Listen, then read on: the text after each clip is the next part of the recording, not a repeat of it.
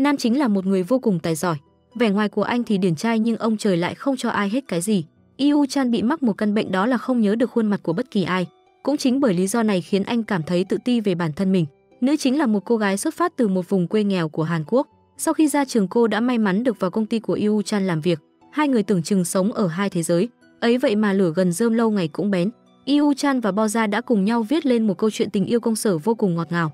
Yu Chan là một CEO của một công ty game với doanh thu hàng trăm triệu mỗi giờ. Công ty của anh là công ty được săn đón hàng đầu trên thị trường. Có thể nói được vào công ty NetIn làm việc chính là giấc mơ của bao nhiêu người. Công ty chẳng khác nào một khu nghỉ dưỡng, có phòng tập gym, phòng game, sân thượng là phòng uống trà. Ai mà ngờ rằng CEO của công ty năm nay mới chỉ 29 tuổi. Mỗi tháng anh trả cho nhân viên của mình cả 100 triệu đồng. Để được có những thứ đó, anh đã phải làm việc bận túi bụi cả ngày cả đêm. Lúc nào phóng viên cũng bu kín công ty NetIn. Có người thì tò mò, có người thì ghen tị về khả năng kiếm tiền của anh. Dĩ nhiên là Yu Chan không tiết lộ gì cả. Anh chỉ nói rằng nếu như có ước mơ thì hãy cố gắng chinh phục được nó. Bí quyết thành công của tôi chỉ có như vậy thôi. Nữ chính của chúng ta tên là Boza. Ngoài khả năng ghi nhớ rất tốt thì cô chẳng có điểm nào để thu hút nhà tuyển dụng. Cô có thể tường thuật lại đoạn hội thoại của nhà văn, cũng như nội dung cuộc phỏng vấn ngày hôm đó. Nhưng tài năng kỳ cục này chẳng có ai quan tâm đến cả. Họ nói rằng đã có ổ cứng của máy tính làm công việc này rồi. Khi đang nói chuyện cùng đám bạn, bỗng nhiên sự chú ý của ta va vào bài phát biểu của chàng. Anh đang nói về kế hoạch hướng nghiệp dành cho sinh viên mới tốt nghiệp, nhưng không phải chuyên ngành mà cô học nên cũng chẳng quan tâm cho lắm. Quay lại công ty NetIn, toàn bộ nhân viên sẽ có một tháng thử việc. Ngày cuối cùng của tháng nếu như nhận được mail tử thần có nghĩa là bạn đã bị sa thải. Nhưng ngược lại nếu như bạn giành giải nhất sẽ được thưởng hẳn một chiếc xe ô tô giá trị cao. Cũng như bao người khác, Yu Chan cũng có khuyết điểm. Anh chẳng thể nào nhớ nổi mặt người khác, kể cả người thân của mình. Nhưng Yu Chan rất ngoan cố, không muốn tìm bác sĩ chữa bệnh, cho dù phó chủ tịch đã giục anh vô số lần rồi. Không chỉ có phó chủ tịch, giám đốc Nam cũng vô cùng khó chịu. Dù sao cũng làm với nhau tận 5 năm rồi, sao anh ấy lại không nhớ nổi mặt mình. Hơn nữa ý kiến trong công việc của anh cũng chẳng được xem trọng. Phó chủ tịch chẳng biết giải thích như nào cho phải, bởi vì chính anh cũng bị chủ tịch Yu Chan phớt lờ. Sau đó phó chủ tịch Min phản ánh với anh về vấn đề này. Yu Chan trực tiếp cho người gọi giám đốc Nam tới phòng họp của mình. Nhưng kể cả vào tình huống khẩn cấp như này, Yu Chan cũng không nhận ra được đâu là giám đốc Nam. Yu Chan không biết nói gì nữa, chỉ đành ngượng ngùng đi vào trong. Anh vừa mới phát minh ra thư ký điện tử mới. Cả hai người đều vô cùng ngỡ ngàng về phát minh mới này của chủ tịch Yu Chan. Nó được liên kết với mini file, khi khởi động nó sẽ nói hết những gì mini file lưu trữ. Có thể nói phát minh mới này thay thế được công việc của một người. Nó có thể nói rõ lịch trình của Yu Chan sáng chiều tối làm gì, đi đâu với ai. Chỉ còn giọng nói thông minh nữa thôi là thiết bị này sẽ được đưa vào sử dụng. Yu Chan đã liên lạc với Bộ Truyền thông của chính phủ. Giám đốc Nam nghe tới đây thì một mực phản đối. Chính phủ toàn những thông tư nghị định hết sức là rắc rối. Nhưng công ty này là của Yu Chan, một mình anh ra quyết định thì mọi người cũng phải nghe theo. Ý kiến của giám đốc Nam một lần nữa được bãi bỏ khiến ông tức giận đùng đùng bỏ đi. Kim Boza hiện giờ đang là nhân viên thời vụ của một quán hàng ăn. Một lần nữa Boza lại trượt phỏng vấn. Dù cho có lường trước được rồi nhưng gương mặt Boza vẫn không nén được nỗi buồn. Cô thẫn thờ ngồi trên ghế băng dài trong công viên. Phó giám đốc Min trùng hợp ở đó đã nghe được toàn bộ câu chuyện của cô. Boza đã trượt phỏng vấn 30 lần rồi. Phó giám đốc Min khuyên cô hãy tới công ty NetIn ứng cử xem sao. Ẩn sâu trong trái tim Yu Chan thực sự anh vẫn còn nhung nhớ một người. Hai người quen nhau từ thời ấu thơ và đã bị mất liên lạc. Đến thời điểm hiện tại anh vẫn không ngừng nhớ về cô. Boza nhận được đồ ăn và tiền trợ cấp hàng tháng của bố mẹ thì không vui lắm. Sau đó cô gọi điện về nhà cho bố mẹ cảm ơn vì họ đã gửi tiền cho cô. Boza nhớ lại những gì phó giám đốc Min nói. Cô tìm hiểu kỹ hơn về công ty NetIn thông qua bài phát biểu của Yu Chan. Câu nói đầy đanh thép của Yu Chan đã tạo động lực cho Boza. Cô quyết tâm học lại từ đầu. Sáng sớm tinh mơ hôm sau, Boza đã đi mua cho mình rất nhiều sách về chuyên ngành IT. Bạn cùng phòng của Boza biết được chuyện này thì có chút thắc mắc. Cô chẳng biết cái quái gì về IT, làm sao lại được chọn vào công ty lớn như vậy chứ. Boza tự tin về khả năng ghi nhớ của mình. Chỉ cần đọc tài liệu một lần thôi chắc chắn cô sẽ nhớ hết. Hai người ở cùng với nhau nhưng tư tưởng lại trái ngược hoàn toàn. Cô bạn rất chăm chút vẻ bề ngoài của mình. Cô vẫn hy vọng vào một ngày nào đó sẽ gặp được tài phiệt của cuộc đời mình, vậy là đủ rồi. Boza thì chỉ muốn tiêu những đồng tiền do chính bản thân mình làm ra. Hôm nay Boza tới công ty NetIn để tham gia một buổi hội thảo. Khung cảnh nơi đây khiến cô vô cùng thích thú. Khi mọi người đã ổn định chỗ ngồi, chủ tịch bước ra giới thiệu bản thân mình. Tiếp đến chủ tịch đưa ra những câu hỏi khó hiểu làm mọi người không trả lời được. Ngay cả chủ tịch Lee cũng không biết kết quả, nhưng cái anh cần là sự thuyết phục để anh tin vào kết quả đó. Mọi người có ý tưởng nhưng lại không có đáp án. Sau đó chủ tịch hỏi Boza định làm gì ở đây, cô chưa trả lời được vì câu hỏi quá bất ngờ. Chủ tịch Lee không hài lòng khi không biết mục đích mà lại đến đây, rồi hỏi mọi người ai đến đây vì lương 100 triệu thì đứng lên. Một nửa trong số đó đã đứng dậy. Anh hỏi mọi người sẽ cho anh những gì để có được tiền lương đó. Tất cả lặng im, anh bảo mọi người đang đứng rời đi, rồi chỉ Boza là sự thất bại của giáo dục. Đúng lúc này Boza đã ngã vì trượt chân rồi nhớ lại những kỳ vọng của bố mẹ dành cho mình. Cô mang lại chiếc giày bước xuống và nói lại toàn bộ quá trình thành lập và phát triển của NetIn. Anh bảo cô có trí nhớ rất tốt nhưng anh không cần thứ đó, nói cô chỉ là nữ hoàng học vẹt. Bo Ra tức giận nói anh là đồ siêu cấp thô lỗ, cô không phải là nữ hoàng học vẹt mà là Bullhorn. Chủ tịch quá bất ngờ và nhớ lại người mà anh đã luôn mong nhớ dù trong giấc mơ. Sau đó Bo Ra bỏ đi, còn Yu Chan bình tĩnh lại và đã vội chạy đi tìm cô nhưng không gặp. Anh vội kiểm tra lại hồ sơ cũng không thấy nên đã rất bực tức. Còn Bo Ra buồn bã đi giải sầu cùng đứa bạn. Điều khiến cô thấy an ủi là khi nói mình tên Bullhorn làm Yu Chan trợn tròn đôi mắt kinh ngạc. Cô bạn không hiểu sao Bo Ra lại lấy tên người khác, nhưng chính Bo Ra cũng không hiểu tại sao mình lại nói như vậy nữa. Bên này Yu Chan đang ngồi trầm tư suy nghĩ thì Tae Ju đi tới. Tae Ju nói rằng Yu Chan đang rất nổi tiếng trên mạng xã hội và đưa giấy mời của Bộ Khoa học và Truyền thông. Vì bộ tổ chức nên người trong ngành IT sẽ tham gia và đây là cơ hội để xoa dịu nữ hoàng học vẹt. Hôm sau cả ba đã có cuộc họp và cần thêm một người nữa trong chiến lược.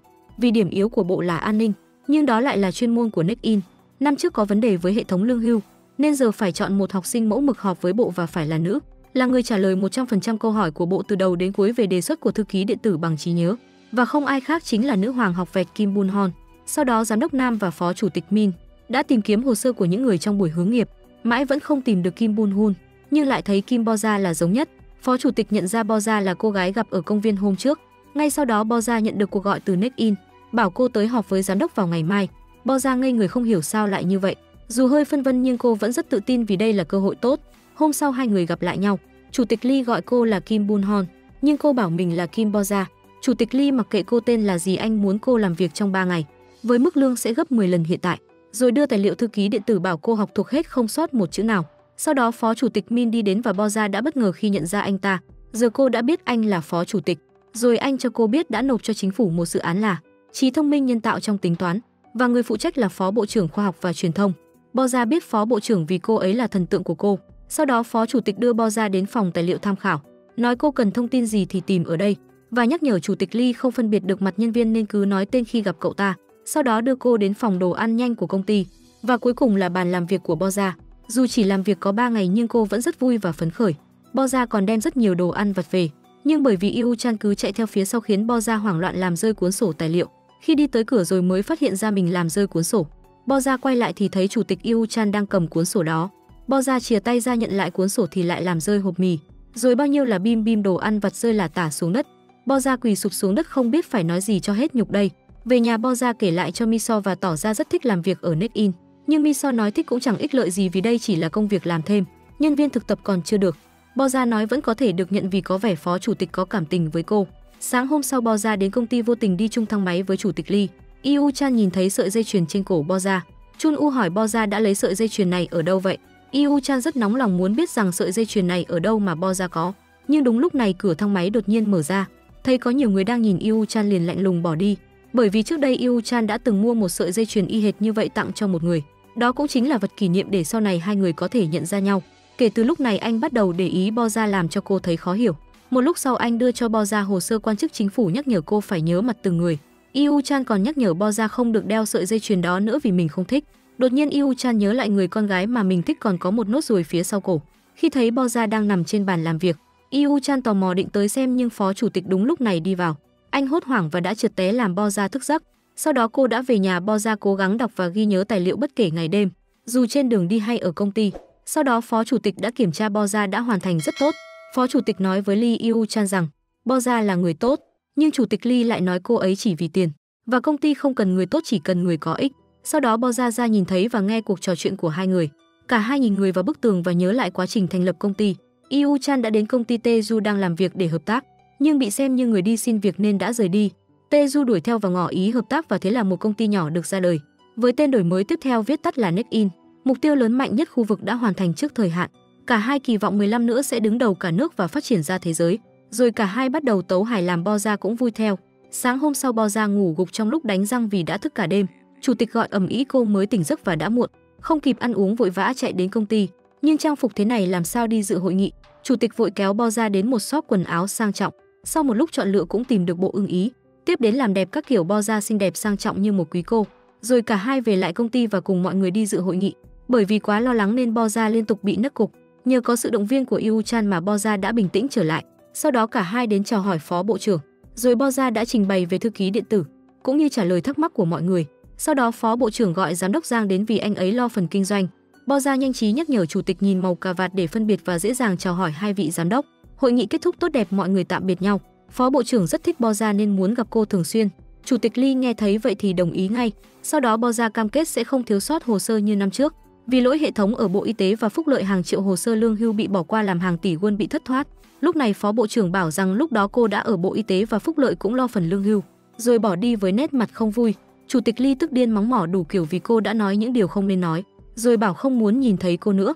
Bo Gia bật khóc xin lỗi mọi người rồi chạy đi. Sau đó chủ tịch nhìn thấy đôi giày của Bo Gia trên xe và đã quay lại. Bo Gia bên này vừa đi bộ vừa khóc nức nở. Phó chủ tịch Min đi theo an ủi bảo không phải lỗi của cô. Bo Gia mới vui vẻ trở lại. Sau đó Phó chủ tịch Min đưa Bo Gia đi ăn. Chủ tịch Lee nhìn thấy và cũng rời đi. Trên đường đi, Phó chủ tịch hỏi tại sao cô lại giả danh Kim Bun Hon và cho rằng cô biết về chủ tịch Lee nên mới nói tên đó. Bo Gia né tránh nên bảo cho mình xuống xe vì còn việc làm thêm. Về nhà, Bo Gia đã cất sợi dây chuyền và xem điện thoại. Cô nhận được rất nhiều tin nhắn hỏi Kim Bun Hon cô đang ở đâu. Trong khi đó chủ tịch cũng đang trầm tư buồn bã. Hôm sau Bo Gia mới nhớ đã để quên đôi giày trong xe chủ tịch Lee. Còn anh ta nhìn thấy đôi giày rồi nhớ lại. Bo Gia lên xe Phó chủ tịch nên đã ném đôi giày vào thùng rác. Sau đó đến công ty bàn với Phó chủ tịch Min về cuộc họp sắp tới với Phó bộ trưởng.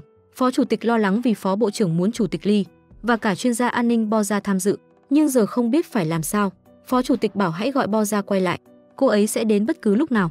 Phó chủ tịch tự tin cho rằng Bo Gia sẽ hoàn thành tốt nhiệm vụ của mình và Bo Gia đã được gọi đến. Vừa gặp cô, chủ tịch làm ra vẻ long trọng rồi nói với mọi người, cô là đội trưởng an ninh từ Bắc Kinh. Cô đến đây là vì dự án thư ký điện tử và bảo mọi người trong đội dự án đến phòng họp. Lúc này anh nói rõ với đội về Bo Gia.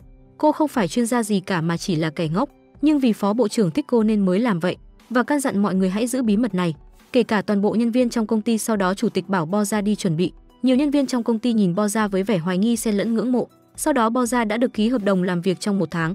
Nếu cô thuyết phục được Phó bộ trưởng đầu tư dự án thì sẽ nhận được 20 triệu won. Đây là một con số vô cùng lớn đối với người như Bo Gia. Bo Gia nói với chủ tịch mọi người trong công ty ai cũng nói cô là thần của hệ thống an ninh.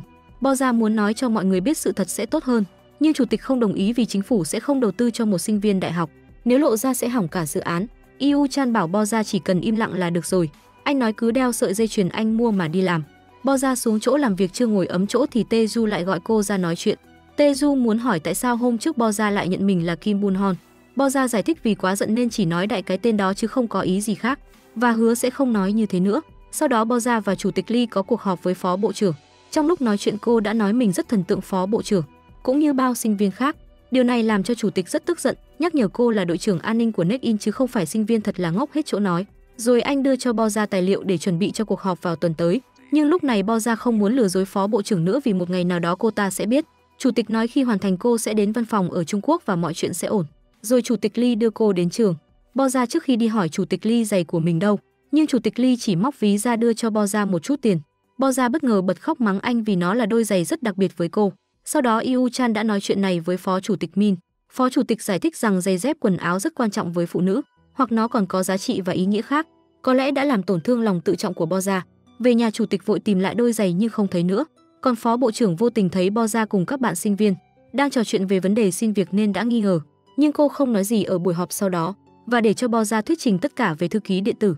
Bo Gia rất vui vì nghĩ đã làm tốt, đang định đi ăn cùng Phó chủ tịch thì chủ tịch Lee gọi bảo vào xe đi cùng anh. Bo Gia muốn biết đã làm gì sai thì chủ tịch chỉ nói cô như chiếc máy ghi âm. Anh chở cô đến shop giày dép mua một đôi giày giống như cũ. Nhìn cách vén tóc trong lúc ăn của Bo Gia làm anh nhớ lại cô bạn gái trước đây. Hai người cứ như là một, khiến Yu Chan vô cùng bất ngờ. Về lại công ty, Bo Gia cố gắng học kiến thức cơ bản về máy tính bất kể ngày đêm. Cô tò mò đi đến bức tường lịch sử của công ty, nhìn bức ảnh cô nhớ lại đã từng gặp chủ tịch Lee, sau đó đã ghi tên mình lên bức tường. Bất ngờ chủ tịch đi vào nhưng anh ta không để ý. Bo Gia vui vẻ đắc ý vì không bị phát hiện. Cô quay lại bàn thu dọn gọn gàng chuẩn bị về nhà và nhìn lên thấy chủ tịch vẫn đang miệt mài làm việc. Trong khi giờ này hầu hết mọi người đã nghỉ ngơi, cô nghĩ trên đời này không có thứ gì tự nhiên mà đến. Về đến nhà, Bo Gia nhận được tin đậu phỏng vấn từ nghệ sĩ, bảo Bo Gia vào vòng phỏng vấn cuối. Miso thắc mắc vì nhìn Bo Gia có vẻ không vui. Bo Gia cố che giấu tâm trạng của mình vì với cô NextIn vẫn là nhất. Hôm sau Bo Gia nói chuyện này cho Phó chủ tịch biết. Phó chủ tịch chúc mừng và động viên Bo Gia, nhưng Bo Gia bất ngờ hỏi mình có thể trở thành thành viên của NextIn hay không. Anh nói Bo Gia nên nắm lấy cơ hội trước mắt. Bo Gia có chút thất vọng. Tae-ju liền giải thích Bo Gia cần phải đến làm việc cho nghệ sĩ một thời gian. Khi đã có đủ tự tin thì đến NextIn cũng không muộn. Bo Gia nói với Phó chủ tịch mình sẽ không đến các cuộc họp về thư ký điện tử nữa, cũng như sẽ không nói dối Phó bộ trưởng nữa. Sau đó Bo Gia quay lại NextIn. Bo Gia có chút suy tư và quyến luyến nơi này, rồi giật mình khi thấy chủ tịch đang nhìn mình. Yu Chan gọi Bo Gia lên phòng và cho xem phiên bản mới nhất của thư ký điện tử. Bởi vì quá xúc động, thậm chí Yu Chan còn ôm chầm lấy Boza. Yu Chan dặn Boza hãy chuẩn bị thật tốt cho buổi thuyết trình hôm tới. Chủ tịch vui vẻ rời đi làm Boza không kịp nói thêm gì. Sáng sớm hôm sau, Boza chuẩn bị từ sớm cho buổi phỏng vấn của nghệ sĩ. Trên đường đi, cô nhận được cuộc gọi từ phó chủ tịch. Taeju bảo cô tới văn phòng làm việc vì sắp gặp vấn đề nghiêm trọng. Boza nói mình đang trên đường tới buổi phỏng vấn. Phó chủ tịch Taeju nhớ ra thì bảo Boza cứ đi, đừng bận tâm. Còn phó bộ trưởng muốn làm rõ một việc với chủ tịch Lee. Tình cờ cô nhìn thấy Boza khi đi dạy. Sau khi tìm hiểu thì biết Boza chưa tốt nghiệp đại học và đang xin việc làm. Boza không phải trưởng nhóm an ninh của Nekin, cũng không phải chuyên gia an ninh từ Bắc Kinh. Phó chủ tịch cố giải thích thế nào cũng không hợp lý, vì một sinh viên đại học không được làm việc với chính phủ. Lúc này Boza chạy đến và thành thật xin lỗi phó bộ trưởng, nhưng mọi chuyện đã kết thúc. Nekin đã bị cắt giảm tài trợ và bị loại trừ tất cả dự án do chính phủ tài trợ từ bây giờ. Boza chạy theo cầu xin phó bộ trưởng nhưng không được. Còn chủ tịch Lee vô cùng lạc quan. Anh bảo nếu không nhờ được phó bộ trưởng thì nhờ bộ trưởng hoặc tổng thống. Khi hiệu suất của thư ký điện tử được hiển thị trước mắt thì họ sẽ suy nghĩ lại. Rồi bảo phó chủ tịch gửi email chấm dứt hợp đồng với Boza. Nhìn vẻ mặt vô tình của chủ tịch Lee, phó chủ tịch không hài lòng. Anh bảo Boza vì dự án thư ký điện tử mà bỏ qua cuộc phỏng vấn với NS, nhưng chủ tịch tỏ vẻ không quan tâm và gọi nhân viên đặt vé đến Geneva. Vì hệ thống nhận dạng giọng nói được xác nhận chuẩn quốc tế, nhất định phó bộ trưởng cũng sẽ xem xét lại thư ký điện tử. Trên đường đi, Yu Chan gọi điện cho Boza bảo cô dù có tới phỏng vấn cũng không được nhận đâu. Còn thư ký điện tử cũng không có vấn đề gì vì anh đang tới đi giải quyết. Lúc này phó chủ tịch Min đi tìm cấp dưới của phó bộ trưởng để được gặp và giải thích mọi chuyện, nhưng anh ta bảo phó bộ trưởng đã kiên quyết, rồi nói Boza cũng liên tục tìm phó bộ trưởng dù ngày hay đêm, nắng hay mưa, chỉ mong giải thích mọi chuyện với phó bộ trưởng nhưng vẫn không được. Đúng lúc này chủ tịch Lee gọi đến, anh ta hỏi cô muốn nghe gì nhất từ mẹ để cài đặt chương trình hình đại diện cho thư ký điện tử và tạo ra lệnh mới. Boza tức giận mắng anh giữa trời mưa to rồi cúp máy. Khi chủ tịch Lee về, phó chủ tịch Min nói Boza vẫn bám theo phó bộ trưởng vì nghĩ lỗi do mình gây ra. Boza hy vọng phó bộ trưởng thay đổi quyết định. Sau đó Boza lại có buổi phỏng vấn với tập đoàn khác, thì chủ tịch Lee đi đến, anh hỏi Boza sao lại tìm phó bộ trưởng, định quỳ gối để cầu xin tha thứ hay sao? Boza cho rằng nếu vấn đề được giải quyết thì quỳ gối cũng không sao, nhưng chủ tịch Lee nói cô không có lỗi, cô chỉ làm theo lời mình thôi, đó là lỗi của anh, rồi nắm tay cô kéo đi. Chủ tịch còn nói phó bộ trưởng đã đổi ý vì cô. Thư ký điện tử nhận được đánh giá cuối cùng từ bộ. Nghe vậy Boza cho rằng Yu Chan đến để xin lỗi mình, nhưng chủ tịch khẳng định không có Boza thì dự án cũng sẽ thành công. Anh sẽ chịu trách nhiệm vì bảo cô nói dối, rồi đưa cho Boza tấm thẻ từ giờ cô chính thức là nhân viên của Nekin. Boza sung sướng la hét vì mơ ước đã thành hiện thực. Sau đó cô gọi về báo tin vui cho bố mẹ và mọi người trong gia đình. Cả nhà đồng thanh chúc mừng Boza vì đã tìm được công việc như ý. Hôm sau Boza đến Bộ Khoa học Thông tin Truyền thông và Công nghệ. Phó bộ trưởng cho biết đã cân nhắc tới thư ký điện tử là vì chủ tịch Lee chứ không phải Boza. Phó bộ trưởng đến đảo Jeju để du lịch và chủ tịch Lee đã theo đến nó. Anh cho phó bộ trưởng xem hệ thống bảo mật nhận dạng giọng nói thư ký điện tử và được chứng nhận do chủ tịch ký. Sau đó chủ tịch Lee đã ứng dụng thực tế, lập trình phản ứng giọng nói và dùng hồ sơ của phó bộ trưởng làm mẫu. Nó làm cho phó bộ trưởng rất hài lòng. Dù chủ tịch Lee tự tin thái quá và rất thô lỗ, nhưng cậu ta cực kỳ thông minh. Điều đó làm phó bộ trưởng tin vào thư ký điện tử của chủ tịch Lee. Hôm sau Boza chính thức đi làm ngày đầu tiên và vui vẻ chào hỏi mọi người. Còn phó chủ tịch Min muốn biết vì sao chủ tịch Lee lại làm vậy, thì anh ta bảo cần phải chịu trách nhiệm. Với lại chương trình thư ký điện tử vẫn chưa kết thúc, vẫn còn cần tới Boza. Lúc này không khí trong công ty rất vui vẻ. Mọi người rất thích Boza. Riêng chỉ có thanh niên này là khác lạ. Anh là Do Jin, rất kiêu ngạo với mọi người. Anh ta đến bảo Boza đi lấy cà phê vì anh là cấp trên của Boza. Do Jin cũng chính là lập trình viên giỏi nhất ở đây. May mà có phó chủ tịch xuất hiện giải vây cho Boza. Rồi phó chủ tịch nói những người ở đây đều có tiếng nói vì họ kiếm tiền cho công ty. Giống như cha Do Jin, một kẻ nổi tiếng lăng nhăng gây nhiều rắc rối. Nhưng chủ tịch Lee sẽ chẳng làm gì cả. Cho nên phải có chiến lược, nếu muốn thắng phải tìm được thế mạnh của bản thân. Ban đầu sẽ không dễ dàng nhưng phải cố gắng để tồn tại. Rồi anh nói Boza khiến cho chủ tịch Lee nhớ tới một người và cố đưa cô quay trở lại đây. Boza đoán người anh đang nhắc đến là Kim Bun Hon. Phó chủ tịch cũng nghĩ vậy. Chủ tịch Lee không có gia đình, Kim Bun Hon là người thân duy nhất. Cậu ấy đau khổ khi Bun Hon bỏ đi. Phó chủ tịch nói dù cô có quen Bun Hon hay không thì hãy giả vờ như không biết. Về tới nhà, Boza liền lấy điện thoại ra xem. Vẫn rất nhiều tin nhắn từ Yu Chan gửi đến. Em không thể về, đừng chờ em nữa, hãy quên hết tất cả. Hôm sau em gái phó chủ tịch Min là Tê Gia chuyển đồ tới. Tê Gia bảo mở cửa hàng văn hóa vì đã mua phòng triển lãm ở đây. Tê Gia muốn đi chơi với anh trai nhưng đã bị từ chối. Sau đó Boza nói lịch làm việc của chủ tịch, rồi anh có quà cho cô và bảo có người đã chơi xỏ. Boza cũng nhận ra nhưng cô biết mục đích không xấu, rồi nói anh là người tốt dù anh tỏ ra không như vậy. Chủ tịch Lee nhớ lại câu nói này giống như Bun Hon đã từng nói trước đây. Anh nói Boza siêng năng thôi chưa đủ, phải tạo ra game hoặc app của riêng mình và cho cô kỳ hẹn 1 tháng, nếu không làm được sẽ bị đuổi việc. Sau đó chủ tịch có buổi phỏng vấn, đa số mọi người đều muốn biết về chủ tịch Lee, chứ không hẳn là thư ký điện tử, và hỏi về mối quan hệ gia đình, nhưng chủ tịch Lee là trẻ mồ côi. Điều này làm cho anh phát bực và buổi phỏng vấn đã kết thúc sớm. Tối đến cả ba ăn tối cùng nhau. Tae-ra có vẻ rất thích Lee Yu-chan nên đã nói mình là con gái út của tập đoàn Tây Sản, nhưng Yu-chan lại chẳng quan tâm. Hôm sau Tae-ra chuyển rất nhiều đồ vào công ty làm Bo-ra ngạc nhiên. Ngay lúc này chủ tịch Lee cũng tới công ty. Tae-ra gọi anh và đã bị mắng. Cô thấy khó hiểu nên đã gọi cho Tae-ju và được biết căn bệnh kỳ quái của chủ tịch Lee. Ngay cả phó chủ tịch cũng phải đeo kính thường xuyên để Yu-chan có thể nhận ra. Lúc này Bo-ra cố gắng xem đồng nghiệp phân tích về game, nhưng cô chẳng hiểu gì cả. Rồi được một đồng nghiệp nói cô muốn thiết lập trò chơi phải hiểu biết thuật toán và tìm một người cố vấn hoặc lập trình viên để học hỏi Jojin thì quá tốt. Anh ta chỉ thua mỗi chủ tịch thôi. Lúc này phó chủ tịch Min lên hỏi chuyện của em gái, nói con bé chưa bao giờ bị ngó lơ như vậy. Rồi nhìn thấy Bo-ra đang cầu xin Jojin chỉ dạy. Một người là tay mơ trong các mối quan hệ, còn một người là kẻ trăng hoa. Nghe vậy chủ tịch cảm thấy không yên, tay thì làm việc nhưng mắt lại theo dõi Bo-ra. Bên này Jojin mới dạy được có tí đã hành hạ Bo-ra. Chủ tịch Lee không hài lòng với cách chỉ dạy như vậy nên đã chạy tới dạy dỗ cho họ một bài học. Sau đó chủ tịch đến phòng tranh và trùng hợp là Tae-ra cũng xuất hiện ở đây. Qua cuộc nói chuyện cô biết anh không thích về tranh và hội họa, nhưng muốn biết tại sao lại mua bức tranh người phụ nữ mỉm cười và nhắc anh về cuộc gặp 6 năm về trước ở đảo Jeju. Hai người đã gặp nhau ở phòng trưng bày nghệ thuật. Anh chăm chú nhìn vào bức tranh rồi muốn gặp họa sĩ để biết người mà anh ta đã vẽ ở đâu. Anh họa sĩ không nhớ rõ, chỉ biết đâu đó gần biển. Yu-chan đưa danh thiếp rồi nhờ anh họa sĩ nếu có tin tức gì thì cho anh biết. Và Yu-chan đã mua bức tranh đó. Lúc đó Tae-ra phụ trách ở phòng tranh. Cô muốn biết tên và đi nhờ xe của anh. Lúc này chủ tịch Lee mới nhớ ra lúc đó cô búi tóc. Phó chủ tịch đi đến thấy hai người nói chuyện vui vẻ nên không muốn làm phiền và bỏ đi. Anh thấy Bo-ra vẫn còn làm việc nên rủ đi ăn, rồi nói về đứa em gái và nghĩ chắc Bo-ra đã gặp. Con bé sở hữu phòng trưng bày ở tầng 1. Anh còn nói giữa con bé và chủ tịch Lee có chuyện gì đó lúc ở đảo Jeju. Còn chủ tịch Lee lúc này cũng đi uống nước cùng Tae-ra. Tae-ra hỏi Yu-chan đã gặp được người như trong bức ảnh hay chưa, và cả những chuyện ở đảo Jeju anh có nhớ chút gì không. Rồi nhắc anh đã lỡ chuyến bay vì xe bị hỏng và đã chờ đến chuyến hôm sau. Cô muốn biết anh không nhớ thật hay chỉ giả vờ quên. Sau khi uống nước xong hai người đi dạo cùng nhau.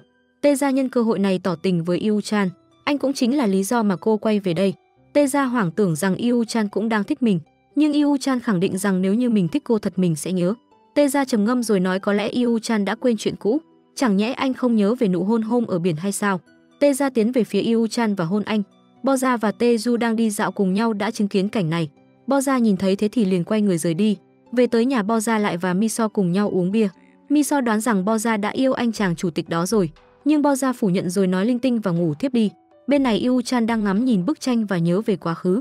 Suốt nhiều năm nay anh vẫn cố tìm kiếm Kim Bun-hon, nhưng càng hy vọng nhiều thì lại càng thất vọng nhiều. Bên này Tae-ra ngồi trong xe hỏi anh trai mình về Yu-chan và được biết Yu-chan đã gặp cô gái đó khi chuyển đến trại trẻ mồ côi ở nhà thờ. Sau này họ đã yêu nhau nhưng không biết vì sao cô gái lại bỏ đi. Tae-ra cho rằng đó là điều tốt vì tình địch của cô không còn ở đây nữa. Nhưng anh trai giải thích đàn ông sẽ nhớ người con gái mà mình yêu. Dù có bao nhiêu người xuất hiện thì họ sẽ chỉ nhớ về tình đầu của mình. Hôm sau Bo-ra đi làm với vẻ mặt ủ rũ buồn bã. Bo-ra đưa sản phẩm của mình cho chủ tịch xem, nhưng Yu-chan lại chẳng có hứng thú gì với sản phẩm này của cô. Không ai đánh mà Yu-chan tự khai. Anh bảo Bo-ra đừng có nghĩ nhiều, hôm đó là do Tae-ra tự nhiên hôn mình. Yu-chan bảo Bo-ra hãy cất cái ánh mắt đó đi vì anh không thích. Bo-ra sau khi nghe thế thì cũng bất giác nở nụ cười. Tiếp đó Tae-ju tới hỏi Yu-chan tại sao quen em gái mình mà lại giấu. Yu-chan nhanh chóng giải thích là do Tae-ra tự chủ động hôn mình đó chứ. Nhưng phó chủ tịch lại thích điều đó. Nếu hai người có tình cảm với nhau thì rất tốt rồi. Tae-ju cảm thấy Bo-ra và Jojin đang đùa giỡn với nhau cũng có chút đáng yêu. Yu-chan ngó xuống dưới sau đó gửi một email cảnh cáo khiến mọi người tán loạn đi làm việc. Phút sau Yu-chan lại nhận được tin nhắn rủ đi ăn của Tae-ra. Bởi vì từ chối nhiều lần thì ngại nên Yu-chan chỉ đành đồng ý. Tae-ra nói rằng bản thân rất muốn hẹn hò với Yu-chan, nhưng Yu-chan nói rằng mình chỉ muốn làm bạn với cô mà thôi. Dù cho Tae-ra nói mình là con nhà giàu xinh đẹp thì anh cũng không quan tâm. Trên đường về cô nhắc về cuộc hẹn ở sân bay trước khi đi New York. Nếu như anh đến thì cô đã không đi, rồi bảo anh làm việc không phải là tất cả, phải nghỉ ngơi và có những giây phút lãng mạn cùng cô. Yu-chan quay về công ty thì thấy Bo-ra và Jojin đang nói chuyện thân mật. Cả hai cùng giật mình quay đầu lại khi thấy Yu-chan xuất hiện phía sau. Yu-chan quát hai người mau về nhà đi, tức khuya như này sẽ nghĩ ra được ý tưởng hay sao. Nhưng khi thấy hai người đi cùng nhau, Yu-chan không thể nào yên tâm được, thế là lại khoác áo rồi đi ra ngoài. Jojin và Bo-ra cùng đi vào một căn phòng. Thấy không ổn chút nào, Yu-chan liều mạng gọi điện cho cảnh sát. Anh báo rằng mình đang ở nhà một mình và có trộm đột nhập. Miso tiến lại gần hỏi Yu-chan là ai, tại sao lại ở đây. Yu-chan không giải thích gì mà ôm mũ bảo hiểm bỏ chạy. Xe cảnh sát vừa hay tới, khi xem xét không có gì thì họ đã rời đi. Jojin đưa Bo-ra về xong thì cũng xin phép ra về. Miso nhìn Jojin rời đi mà không lỡ chút nào. Bo-ra và Miso đang xem video của Yu-chan. Miso nói rằng lúc nãy mình đã nhìn thấy người đàn ông này trước cửa và chắc chắn là sếp của Bo-ra. Mấy ngày sau Bo-ra đưa cho chủ tịch xem ứng dụng mình tạo ra. Nhưng Yu Chan vẫn nhận xét là ứng dụng này quá tệ, không đạt tiêu chuẩn. Bo Ra thất vọng vì làm cả tuần không ngủ nhưng giờ lại công cốc. Chủ tịch nói không phải làm nhiều là được, đặc biệt là người hướng dẫn. Do Jin sẽ không giúp ích được gì, đừng dính lấy anh ta nữa. Sau đó Bo Ra hỏi anh mấy ngày trước đã làm gì trước nhà cô. Dù cô chối cãi nhưng cuối cùng cũng thừa nhận và lấy lý do sợ Do Jin làm ảnh hưởng đến công ty. Anh bảo cô đừng quan tâm. Bo Ra đem tin buồn này kể cho Do Jin biết. Do Jin nghe xong không nói gì mà chỉ lẳng lặng rời đi. Do Jin lên sân thượng ngồi đăm chiêu thì thấy Bo Ra cũng lên đây. Hai người tâm sự với nhau và Do Jin kể rằng công ty này thường xuyên nói xấu sau lưng mình. 2 năm trước đã tạo ra game bắn súng và từ đó đến nay không làm được gì nữa. Dù rất cố gắng sáng tạo nhưng không nghĩ ra được ý tưởng gì cả. Mỗi người có một cuộc đời và anh không đủ tài giỏi như Yu Chan. Bo Ra đi lại gần an ủi anh phải vui lên, dù sao anh cũng là phiên bản đặc biệt nhất. Bo Ra và Do Jin hẹn Miso đi ăn cho đỡ buồn. Khi đứng ngoài sảnh họ thấy Yu Chan và Tae Ra đang đi cùng nhau. Tae Ra thổi nến bánh kem để chúc mừng cho buổi hẹn hò đầu tiên của hai người. Nhưng Do Chan đã từ chối vì có thể cả hai sẽ đau khổ. Tae Ra vẫn muốn thử, nếu thực sự đau thì cô sẽ dừng lại trước. Bo Ra lúc này cũng đang chứng kiến Miso và Do Jin có buổi đầu tiên hẹn hò, rồi phát hiện để quên điện thoại ở công ty. Cô tạm biệt hai người và hẹn gặp lại sau. Lúc này Tae Ra đưa Yu Chan về lại công ty và cô muốn câu trả lời đồng ý của anh, nhưng Yu Chan vẫn im lặng không nói gì. Khi Yu Chan vừa bước vào công ty thì thấy Bo Ra đi ra. Chủ tịch Lee cảm thấy hơi đói nên đã rủ Bo Ra đi ăn cùng mình, nhưng bởi vì muộn rồi nên quán đã đóng cửa. Bo Ra quyết định mua đồ về nấu mì cho Yu Chan ăn. Sau khi về nhà, Bo Ra nấu ăn vô cùng thuần thục. Sau khi để chủ tịch chờ đợi mỏi mòn thì cũng đã nấu xong, nhưng nó lại không hợp khẩu vị của chủ tịch Lee làm Bo Ra buồn bã. Rồi chủ tịch Lee đi pha cà phê, còn Bo Ra đứng hình khi nhìn thấy bức tranh. Cô giật mình khi nghe chủ tịch Lee gọi, bởi vì chủ tịch Lee không nhớ được mặt của nhân vật. Bo Ra kiên nhẫn ngồi bên cạnh nói lại nội dung bộ phim cho anh nghe. Sau một ngày làm việc mệt nhọc, Yu Chan ngủ gật trên vai Bo Ra. Bo Ra tò mò chuẩn bị sờ má Yu Chan thì anh liền thức giấc. Bo Ra liền giả vờ nằm ngủ. Yu Chan cúi người định hôn Bo Ra nhưng vẫn là không làm vậy. Bo Ra tỉnh dậy thì vội vã tạm biệt rồi ra về. Sau khi Bo Ra về, Yu Chan lại ngồi ngây ngốc ngắm nhìn Bunhon. Bên này Do Jin và Miso đã xác định mối quan hệ và trao cho nhau nụ hôn thắm thiết. Hôm sau, chủ tịch Lee đứng ngắm bức tranh ở phòng trưng bày. Bo Ra đi đến, anh cứ nghĩ là Tae Ra nên nói sẽ hẹn hò cùng cô. Bo Ra lên tiếng. Yu Chan nhìn lại sợi dây chuyền mới ngớ người ra. Yu Chan đến nhà thờ ngày xưa anh từng sinh sống, được anh bạn trông coi nhà thờ khuyên nên quên Bunhon và hãy quen Tae Ra, vì cô ấy có mọi thứ, còn những cảm xúc với Kim Bunhon là không có thật. Lúc này Bo Ra cứ ngồi cười vì nhớ lại lúc chủ tịch định hôn cô, rồi lại u sầu nhăn nhó làm Miso khó hiểu. Miso nhắc Bo Ra hôm nay là nhận tháng lương đầu tiên, nhưng với cô điều quan trọng hơn lương lúc này là Mel tử thần. Đến công ty mọi người lo lắng chờ kết quả, và Do Jin là người xui xẻo nhận được. Anh đã gặp chủ tịch để hỏi nguyên nhân. Chủ tịch Lee nói game anh tạo ra ngày càng tụt dốc, việc nâng cấp thì cầu thả cũng như chưa tạo ra thứ gì đó mới mẻ hay thú vị, và nói tạm biệt. Sau đó Do Jin nói Bo Ra phải cảnh giác nếu không muốn kết cuộc như anh. Sau đó Bo Ra đã gọi điện cho chủ tịch Lee nhưng anh không bắt máy, nên cô đã đến phòng triển lãm tìm anh. Đột nhiên anh bảo chúng ta hẹn hò nhé, làm Bo Ra ngây người. Khi Bo Ra gọi và anh đã nhìn thấy sợi dây chuyền nên rất bối rối. Đúng lúc này Tae Ra đi đến, Yu Chan không nói gì mà vội vã bỏ đi. Sau đó Bo Ra đến xin Yu Chan cho Do Jin cơ hội và nghĩ tại cô nên Do Jin mới bị sa thải, rồi giải thích cô không có quan hệ gì với Do Jin cả.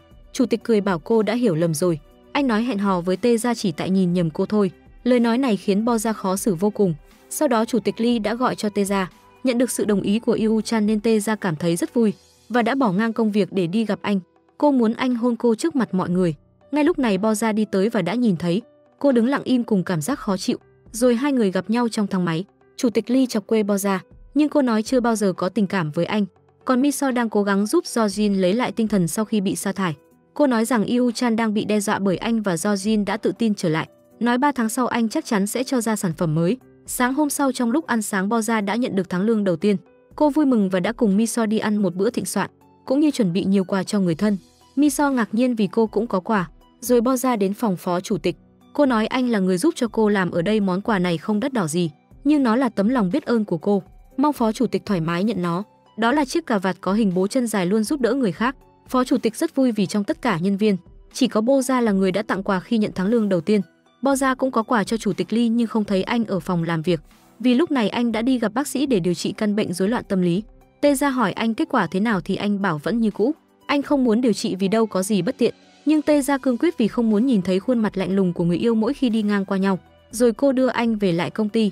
Anh đã thấy món quà của Bo Ra cùng lời nhắn cảm ơn vì nhờ có anh cô đã trở thành đứa con có hiếu. Sau đó công ty có cuộc họp cổ đông, nhưng giám đốc Nam không tìm thấy chủ tịch. Bo Ra nói chủ tịch đã nghỉ ngơi vì đã thức mấy đêm liền để làm dự án. Giám đốc Nam muốn Bo Ra đi tìm ngay. Cô chạy lên sân thượng và thấy anh đang nằm ngủ, gọi mãi không được nên cô đã hét lên. Sau đó chủ tịch đã nhờ cô thắt dùng cà vạt và thật bất ngờ anh lại nhìn rõ được mặt cô. Đúng lúc này phó chủ tịch đi tới. Trong cuộc họp các cổ đông không đồng ý chi tiền cho dự án vì năm trước không tạo ra đủ lợi nhuận. Chủ tịch Lee tức giận vì điều này. Anh hỏi ai đã viết thêm mấy số không vào số dư trong tài khoản ngân hàng của mọi người. Trong lúc anh thức trắng đêm để nghĩ ra chương trình mới thì các cổ đông đang chơi bời ăn uống. Yu Chan muốn các cổ đông hãy suy nghĩ về điều đó, về những số không xuất hiện trong tài khoản. Sau cuộc họp, phó chủ tịch đến hỏi Boza thấy anh đeo cà vạt thế nào. Nói xong Tae-ju rủ Boza tối đi ăn cùng mình. Lúc định gọi món thì chủ tịch Lee và Tae-ra cũng tới. Phó chủ tịch bảo anh và Boza cũng là một đôi. Boza vội giải thích và bảo phó chủ tịch sau lại đùa như thế. Lúc này chủ tịch nhắc Boza không chăm chỉ làm việc. Deadline anh giao còn chưa làm xong đã đi hẹn hò. Boza nghe thế thì nhăn nhó vì dự án đó quá khó. Sau đó phó chủ tịch muốn đưa Boza về đội của mình vì cô sẽ hợp hơn khi làm kinh doanh, nhưng chủ tịch không đồng ý vì nói cô sẽ gây thêm rắc rối. Lúc này Tae-ra phát hiện cả hai đang đeo cùng một loại cà vạt chỉ có màu là khác.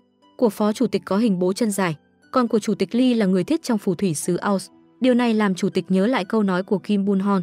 Chủ tịch căng thẳng hỏi Boza sao biết anh là người thiết. Cũng lúc này Boza nhận được tin nhắn từ Miso. Boza nhận được tin nhắn thì xin lỗi mọi người rồi rời đi. Đêm đó chủ tịch lại mơ thấy hình ảnh mờ ảo của một cô gái, nhưng khi nhìn kỹ lại anh thấy đó là Kim Boza. Anh liền chạy đến nhà Boza, nhưng lại phân vân vì khi gặp cô không biết nói như thế nào. Thấy không ổn nên anh đã bỏ đi. Bất ngờ trời đổ mưa to nên anh trú tạm gần đó.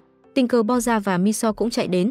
Cả hai đã nhận ra anh rồi. Miso vui vẻ bảo Boza vào nhà, còn cô thì tới nhà do Jin sẽ không về đêm nay, bởi vì lúc nãy Yu Chan dầm mưa ướt sũng nên bây giờ phải thay bộ đồ khác. Yu Chan mặc đồ ngủ của Boza trông rất buồn cười. Yu Chan bởi vì tò mò nên đi vào phòng. Boza vội vàng ngăn lại rồi hỏi chủ tịch Lee tới đây là có chuyện gì vậy. Chủ tịch Lee liền nói nhớ cô rồi anh giải thích. Khi đang ngủ đột nhiên nhớ khuôn mặt cô nên đến để xác minh. Vì cô là người đầu tiên anh nhớ được khuôn mặt, chuyện này rất quan trọng với anh. Rồi anh chăm chú nhìn thật kỹ thì bất ngờ cúp điện. Boza đốt đèn cầy lên để nhìn cho rõ. Yu Chan nhìn Boza thì mới phát hiện ra là nhận sai người, nhưng đồ thì vẫn còn ướt và không thể mặc như vậy ra đường nên đã ở lại. Tối đó chủ tịch đã hỏi Boza có quen biết hay họ hàng thân thiết gì với Bun Hon hay không, thì Boza bảo rằng hai người chẳng quen biết gì nhau cả. Rồi Yu Chan nói lần đầu gặp nhau cô nói cô là Bun Hon khiến anh nhớ đến cô ấy, bởi vì Boza đeo sợi dây chuyền giống hết cô ấy nên anh mới nhận nhầm. Nhìn cách Boza ăn và cả chiếc cà vạt nữa, nhưng Boza đã giả vờ ngủ nên Yu Chan không nói nữa. Sáng sớm khi chủ tịch Lee đã rời đi, Boza xem lại những tấm hình rồi nhớ lại đã gặp chị Bun Hon và cả Yu Chan nữa. Boza tâm sự với Miso mình sẽ nói hết sự thật với Yu Chan và chân thành xin lỗi anh ấy. Khi gặp chủ tịch cô định nói hết sự thật với anh thì phó bộ trưởng gọi đến, bảo dự án thư ký điện tử đã được chọn cho chương trình trợ cấp của chính phủ. Thông tin này khiến cho toàn bộ nhân viên trong công ty vui sướng vô cùng. Trong khi đó do Jin làm bỏ ăn bỏ ngủ quên cả sinh nhật của Miso. Tiền bạc thì không còn vét sạch túi, chỉ đủ mua một món quà cho Miso. Miso cảm thấy không thể chịu được nữa nên đã nói lời chia tay với người yêu. Mấy ngày sau do Jin đem sản phẩm mới của mình với gặp Boza. Anh muốn Boza hãy mang sản phẩm này đến cho Yu Chan xe.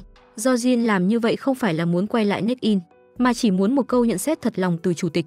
Lúc này Yu Chan đang đi xem triển lãm tranh cùng bạn gái. Sau đó hai người cùng đi dạo.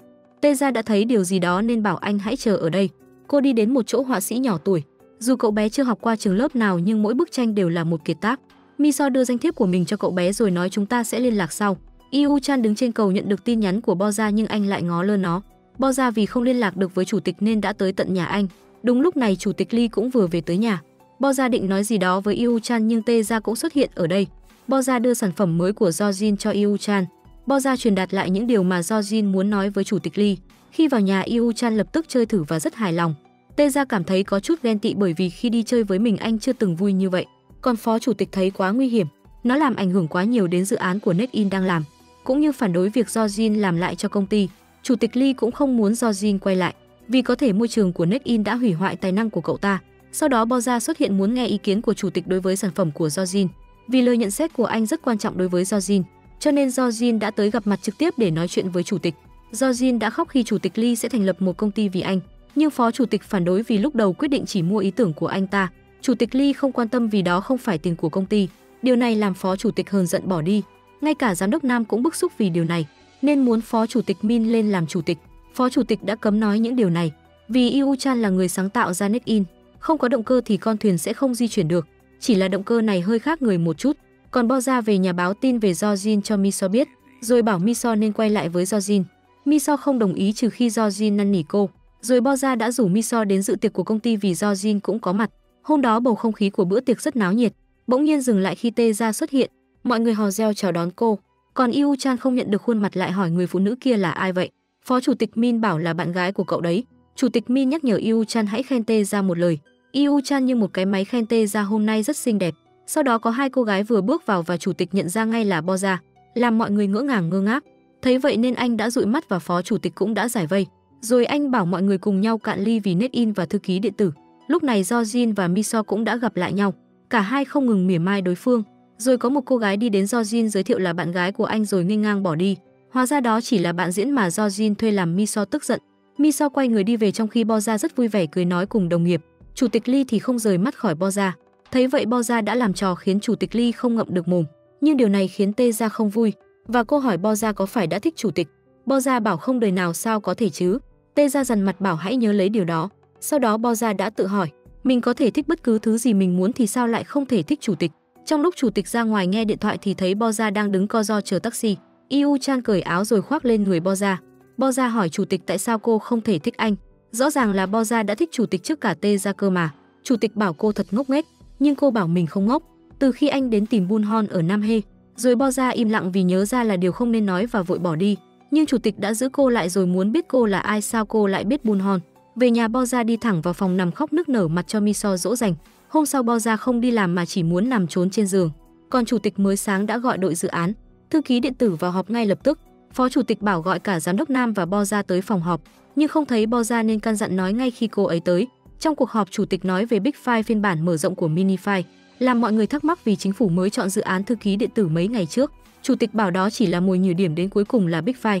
Sau đó phó chủ tịch đã hỏi chủ tịch có tự tin với Big File hay không. Chủ tịch Lee cho biết đi đến tận đây để làm điều đó, rồi nói nếu phó chủ tịch không đồng ý thì anh sẽ không làm. Và phó chủ tịch bảo anh cứ tiếp tục. Lúc này Bo Ra vẫn chưa đi làm, phó chủ tịch gọi thì điện thoại đã khóa. Còn chủ tịch thì bảo đã loại Bo Ra khỏi dự án. Rồi cả hai có cuộc họp với phó bộ trưởng để nói về Big File và mọi chuyện vẫn tốt đẹp. Trên đường về phó chủ tịch muốn biết chuyện gì đã xảy ra với Bo Ra ở bữa tiệc. Chủ tịch Lee bảo cô ấy lừa anh để vào NetIn, nói tên là Bun Hon rồi lại nói không biết Kim Bun Hon là ai. Cô ta dùng cái tên đó để gây sự chú ý. Phó chủ tịch liền bảo không phải thế, chính anh đã nhờ Bo Ra. Cô ấy nói thà không tới NetIn còn hơn. Nhưng phó chủ tịch đã cố mời Bo Ra tới và đã căn dặn đừng nhắc đến Bun Hon với chủ tịch nữa. Khi họ về công ty thì biết công ty điện Tây Sản Electronic nhảy vào thị trường mạng lưới tích hợp dữ liệu cá nhân tên là MiFi. Phó bộ trưởng cũng biết điều này nên đã gọi cho chủ tịch Lee.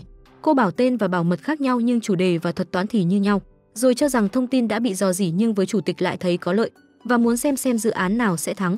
Còn giám đốc Nam lại lo lắng vì họ có kỹ thuật, nguyên liệu và nguồn quỹ thì vô tận, trong khi NetIn cần nhà đầu tư chấp thuận mới có quỹ cho máy chủ. Chủ tịch tức giận bảo đây là công ty và dự án của anh sẽ mua máy chủ bằng tiền của mình. Còn Tê Ra lúc này đang làm mẫu cho anh họa sĩ trẻ. Sau khi xem bức chân dung cô khen nhìn rất thật. Ngay sau đó phó chủ tịch Min tới tìm em gái mình. Sau khi nói chuyện Tê Ra bảo sẽ nhờ bố trợ giúp, nhưng phó chủ tịch Min bảo không cần phải làm thế. Tê Ra kiên quyết vì việc này nên làm vì Yu Chan. Tê Ra thật sự muốn biết vì sao Yu Chan lại nhận ra Bo Ra. Phó chủ tịch Min không biết nói gì nên đã bảo chỉ là sự trùng hợp mà thôi. Sau đó chủ tịch Lee gọi điện cho Bo Ra không được nên đã tới tận nhà tìm cô. Bo Ra xin lỗi vì đã không giữ lời hứa với anh, nhưng phó chủ tịch tới không phải để đổ lỗi mà muốn biết tiếp theo cô sẽ làm gì. Bo Ra bảo sẽ đi gặp và nói mọi chuyện cho chủ tịch biết rồi xin lỗi anh ta, nhưng phó chủ tịch khuyên hiện tại không phải lúc để gặp chủ tịch và muốn cô nói về Bun Hon với anh thì tốt hơn. Bo Ra nức nở bật khóc và kể về Bun Hon, cô ấy là bạn trung học với Bo Ra. Về lại công ty, phó chủ tịch khuyên chủ tịch Lee nên hợp tác cùng Tê Sản trong dự án này. Chúng ta có công nghệ, họ có tiền và lợi nhuận chia đôi. Đây là cách duy nhất để cứu Big File. Rồi phó chủ tịch nói đã đi gặp Bo Ra và biết mọi chuyện. Bun Hon đã mất cách đây 7 năm vì căn bệnh ung thư. Bo Ra biết cô ấy tại viện điều dưỡng ở Nam Hê và đây là một cú sốc với chủ tịch Lee. Sau đó phó chủ tịch cũng đã nói cho Tê Ra biết chuyện về Bun Hon. Tê Ra lo lắng nên muốn biết phản ứng của Yu Chan như thế nào. Cậu ta sẽ làm việc điên cuồng, đó là thói quen trốn tránh tổn thương của cậu ấy. Rồi phó chủ tịch Min bảo Tê Ra hãy đến an ủi Yu Chan. Còn Tê Ra thì muốn Yu Chan với Bo Ra không gặp nhau nữa. Tê Ra biết anh trai cũng đã thích Bo Ra. Sau đó Tê Ra đến gặp Yu Chan. Hai người đã có một cuộc hẹn lãng mạn cùng nhau đi ăn đi dạo. Tê Ra rủ chủ tịch Lee cuối tuần tới đi du lịch thư giãn cùng mình. Không ngờ rằng Yu Chan không chút do dự mà đồng ý ngay. Còn Bo Ra lúc này đã quay lại làm phục vụ tại quán ăn. Phó chủ tịch Min cũng tìm tới tận quán để nói chuyện với Bo Ra. Anh khuyên cô hãy gặp chủ tịch khi mọi chuyện bị quên lãng. Bo Ra cũng đã đồng ý. Sau đó phó chủ tịch nói sẽ tìm việc cho cô hoặc đưa tiền nếu cô cần. Nhưng dĩ nhiên là Bo Ra đã từ chối lời đề nghị của anh. Rồi phó chủ tịch Min đưa Bo Ra về nhà. Bất ngờ phó chủ tịch Min lại tỏ tình với Bo Ra khiến cô vô cùng bất ngờ. Nhưng phó chủ tịch Min bảo Bo Ra cứ suy nghĩ đi, không cần phải vội vàng trả lời. Còn chủ tịch đã trải qua một giấc mơ. Trong mơ anh thấy rất rõ hình ảnh của Bo Gia. Khi đang chìm đắm trong giấc mơ thì liền bị Tê Gia đánh thức. Vào nhà Tê Gia đưa cho Yu Chan một bức ảnh của mình, bởi vì Tê Gia muốn anh ngày nào cũng ngắm nhìn ảnh của mình. Tê Gia thắc mắc bức ảnh cũ mà anh thường xuyên ngắm đâu rồi. Yu Chan bảo đã đem đi cất vì có một khuôn mặt khác mà anh cần phải nhớ. Tê Gia vui sướng hôn Yu Chan. Nửa đêm Yu Chan lại thức giấc và lấy bức chân dung cô gái mỉm cười ra xem rồi bật khóc. Về phía phó chủ tịch đã về nhà đàm phán việc kinh doanh với bố. Ông ấy là chủ tịch tập đoàn Tây Sản. Khi thấy ông không đồng ý, Yu Chan đã quỳ xuống cầu xin bố mình. Còn chủ tịch Lee trong lúc làm việc thì nhận được tin nhắn của Bo Gia. 7 năm trước cô đã gặp Bun Hon trong một nhà điều dưỡng ở Nam Hae. Cô ấy rất xinh đẹp với làn da trắng tái, rồi cả hai nhanh chóng trở thành bạn thân. Lúc đó cô ấy bị bệnh ung thư nhưng sẽ hồi phục vì chỉ là giai đoạn đầu. Những điều Bo Gia biết về Yu Chan là nghe từ Bun Hon kể lại. Nhưng không lâu sau Bun Hon đã ra đi mãi mãi. Sau đó Bo Gia đã đổi nghề chuyển sang làm nhân viên đổ xăng. Trên đường về cô đã thấy và nhận ra đó là chủ tịch Lee. Cả hai lặng im không nói gì mà bốn mắt nhìn nhau một lúc. Rồi chủ tịch phóng xe lao đi bỏ lại cô ngậm ngùi với những giọt nước mắt. Nhưng không lâu sau chủ tịch đã quay trở lại trước mặt Bo Gia. Yu Chan tức giận lắm vì trong đầu anh chỉ toàn hình ảnh về Bo Gia. Dù anh đã cố gắng như nào cũng không thể quên được. Yu Chan và Bo Gia về thăm nhà Bo Gia ở Nam Hae. Cả nhà nghi ngờ mối quan hệ của cô với chủ tịch Lee. Cả nhà đã làm một bữa ăn thịnh soạn để đãi chủ tịch. Lúc này chủ tịch Lee vẫn ngủ say mặc cho Bo Gia gọi mãi. Thấy vậy Bo Gia nhờ anh trai đưa chủ tịch vào phòng ngủ. Cả nhà thắc mắc không hiểu sao anh lại ngủ như thế. Bo Gia nói rằng Yu Chan đã mất ngủ nhiều ngày nên mới vậy. Rồi cô nói với bố nếu hôm sau thời tiết thuận lợi, cô và chủ tịch Lee sẽ đi thuyền đến đảo Joui. Lúc này phó chủ tịch đang nhìn lại bức tường lịch sử công ty thì em gái đi đến. Cô muốn biết cuộc đàm phán với Tây Sản Electronics thế nào. Thì anh nói phía bên đó muốn một điều khoản ghi nhận quyền tác giả Big Five và vẫn còn đang thương lượng. Rồi anh trai hỏi Tê ra sao vẫn chưa đi nghỉ mát. Cô bảo Yu Chan đã đến Nam Hae để sắp xếp mọi thứ ổn thỏa. Sau đó phó chủ tịch đã nhắn tin cho Bo Gia. Thì được biết cô cũng đã về Nam Hae và đang ở cùng với chủ tịch Lee. Phó chủ tịch Min khi nhận được tin này liền cảm thấy vô cùng tức giận. Còn chủ tịch Lee khi thức dậy thì đã ăn như chưa từng được ăn rồi. Yu Chan vô cùng muốn ra biển chơi nhưng do thời tiết xấu nên chỉ đành ở nhà. Và anh lại tiếp tục làm việc với giao diện Big Five. Anh nói Bo Gia hãy làm thử nhưng cô quá ngốc nghếch, làm mãi vẫn không được khiến chủ tịch bực tức. Rồi Bo Gia cho rằng chúng ta tạo ra cho mọi người sử dụng, chứ không phải chỉ nhân viên NetIn. Và trong số đó có những người không quen dùng máy tính, nên giao diện càng đơn giản càng tốt. Chủ tịch đã nhận ra điều đó và đã xóa để làm lại, vì nó khó và nhàm chán với người dùng thì coi như toang. Còn Tê Gia khi xem tranh của họa sĩ Park, thấy khác lạ nên cô đã bỏ đi ra ngoài và gọi điện cho họa sĩ trẻ mình quen nhưng số điện thoại lại không tồn tại. Lúc này Do Jin cũng dẫn người yêu mới đến xem triển lãm tranh. Sau đó cả hai định đi ăn thì gặp bạn học cũ. Miso và Do Jin lại chạm mặt nhau, vẫn là giọng điệu mỉa mai cùng với ánh nhìn cay cú. Sau đó C cùng bạn trai bỏ đi. Còn chủ tịch Lee đang thử nghiệm Big Five với bà của Bo Gia nhưng vẫn chưa chính xác. Sau đó cả hai quay trở lại thành phố, chủ tịch bảo Bo Gia hôm sau đi làm lại và có cuộc họp giải thích Big Five vào thứ Sáu. Yu Chan căn dặn nếu ai có hỏi thì cứ nói đã nghỉ phép vài ngày. Còn chuyện tình cảm anh vẫn duy trì mối quan hệ với Tê Gia nên sẽ không thể thích cô. Bo Gia cũng nói đâu có kỳ vọng gì ở anh. Lúc này Tê Gia gọi đến hỏi Yu Chan đang ở đâu. Bây giờ phó chủ tịch Min đang ở bệnh viện. Yu Chan vội vàng lái xe tới bệnh viện. Bác sĩ cho biết chỉ bị chấn thương nhẹ nên bất tỉnh trong giây lát. Rồi chủ tịch xem lại camera nhưng không thấy mặt hung thủ. Có điều hung thủ biết rõ mã an ninh thì có vẻ là người trong công ty. Yu Chan đến thăm phó chủ tịch và hỏi có thấy mặt tên hung thủ đó không. Phó chủ tịch nói chỉ nhìn thoáng qua rồi hỏi máy móc có vấn đề gì không. Cũng may nếu không có phó chủ tịch thì toang rồi. Chủ tịch Lee đã báo cảnh sát và cho rằng người trong công ty gây ra nên muốn điều tra tài sản cá nhân và máy tính của nhân viên. Nhưng phó chủ tịch nhất quyết không đồng ý, vì nếu làm như vậy sẽ ảnh hưởng tới tâm lý của nhân viên, cũng như xấu hổ về bảo mật an ninh của công ty. Rồi anh hỏi Yu Chan có thích Bo Gia không. Yu Chan nói nếu anh lo lắng cho Tê Gia thì không cần đâu. Nhưng phó chủ tịch nói là lo cho chính anh vì anh thích Bo Gia. Nếu Yu Chan cũng có tình cảm với Bo Gia thì anh sẽ bỏ cuộc. Còn công việc anh đã bỏ quan hệ đối tác với Tây Sản vì Yu Chan không thích. Tê Gia bên này đang giới thiệu tranh cho khách thì Yu Chan xuất hiện. Tê Gia đến gặp Yu Chan được một lúc thì cũng phải rời đi vì bận công việc. Còn Bo Gia đã đến bệnh viện thăm phó chủ tịch Min. Bo Gia nói mình sẽ quay lại NetIn làm việc, nhưng phó chủ tịch lại không muốn điều đó, vì sợ chủ tịch sẽ làm Bo Gia đau lòng. Rồi cô xin lỗi vì không thể hẹn hò hay có mối quan hệ lâu dài với anh và muốn mọi chuyện tự nhiên như lúc trước. Phó chủ tịch Min hỏi có phải cô thích chủ tịch Lee và Bo Gia cũng đã khẳng định điều đó. Còn Tê Gia đã tìm được họa sĩ Đông Ha. Cô muốn xác minh một việc tranh của Đông Ha vẽ lại đứng tên của họa sĩ Bắc.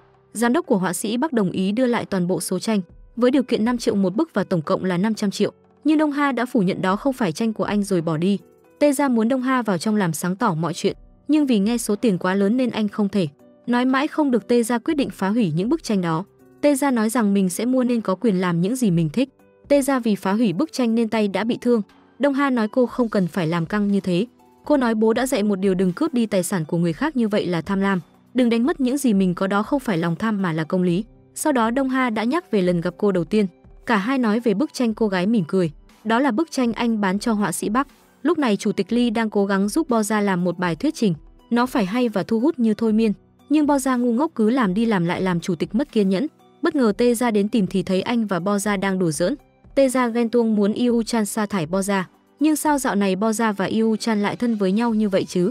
Iu Chan nói rằng không thể sa thải được vì Bo Gia rất có ích cho sự tồn tại của công ty. Tê Gia muốn Iu Chan chuyển Bo Gia đến một bộ phận khác. Iu Chan lại bảo Tê Gia đừng quan tâm đến Bo Gia, sẽ không có gì đâu. Tê Gia chìa bàn tay đang bị thương của mình ra cho Iu Chan xem, nhưng Iu Chan chẳng có chút phản ứng nào, là lo lắng cho bạn gái. Tê Gia thấy bạn trai không quan tâm mình thì thở dài thất vọng đi về. Hôm sau Tê Gia muốn ký một bản hợp đồng 10 năm với họa sĩ Đông Ha, nhưng Đông Ha không muốn ký kết bất kỳ hợp đồng nào. Có điều anh vẫn sẽ tiếp tục vẽ tranh rồi gửi hết cho Tê Gia dù không có hợp đồng. Sau đó Tê Gia đi nghe điện thoại, khi quay lại thì không thấy anh họa sĩ đâu nữa. Còn Phó Chủ tịch Min đang suy tư thì người đánh anh bước vào. Đó là nhân viên cũ trước kia đã bị công ty sa thải. Anh ta thắc mắc tại sao Phó Chủ tịch lại không báo cảnh sát khi đã nhìn thấy mặt mình. Phó Chủ tịch Min nói anh sẽ không dám làm thế nữa. Bên này Phó Chủ tịch Min bước chân khập khiễng tới công ty. Trong buổi thuyết trình, Chủ tịch cho thấy những điều rất tốt về Big Five, nhưng các cổ đông đã phản đối dự án này, bảo anh hãy dừng giấc mơ vô dụng lại. Chủ tịch Lee định hơn thua với ông ta nhưng Phó Chủ tịch đã ngăn lại. Sau đó Giám đốc Nam nói cổ đông và hội đồng quản trị muốn dừng lại dự án. Chủ tịch Lee tức điên, anh quyết định bán 10% tổng số 26% cổ phần của mình với mức giá 130 tỷ để mua đất kinh doanh và ra mắt dự án. Nhưng Phó Chủ tịch muốn chia đều cùng anh mỗi người 5%. Chủ tịch không đồng ý vì Big Five là của anh. Phó Chủ tịch buồn bã vì anh nghĩ nó là của cả hai. Sau đó Giám đốc Nam muốn Phó Chủ tịch hãy khuyên bảo Chủ tịch Lee, vì làm như thế Chủ tịch sẽ bị cách chức. Còn Bo Gia đi làm về thì thấy Chủ tịch ngồi đợi trước nhà. Cô đã khóc vì Big Five giải thể. Thấy vậy Chủ tịch đã an ủi, trùng hợp Phó Chủ tịch đi đến nhìn thấy nên anh bỏ đi. Rồi Bo Gia hỏi Chủ tịch đến đây làm gì. Anh nói đột nhiên nhớ đến khuôn mặt đáng sợ của bà cô, rồi cả hai cười to.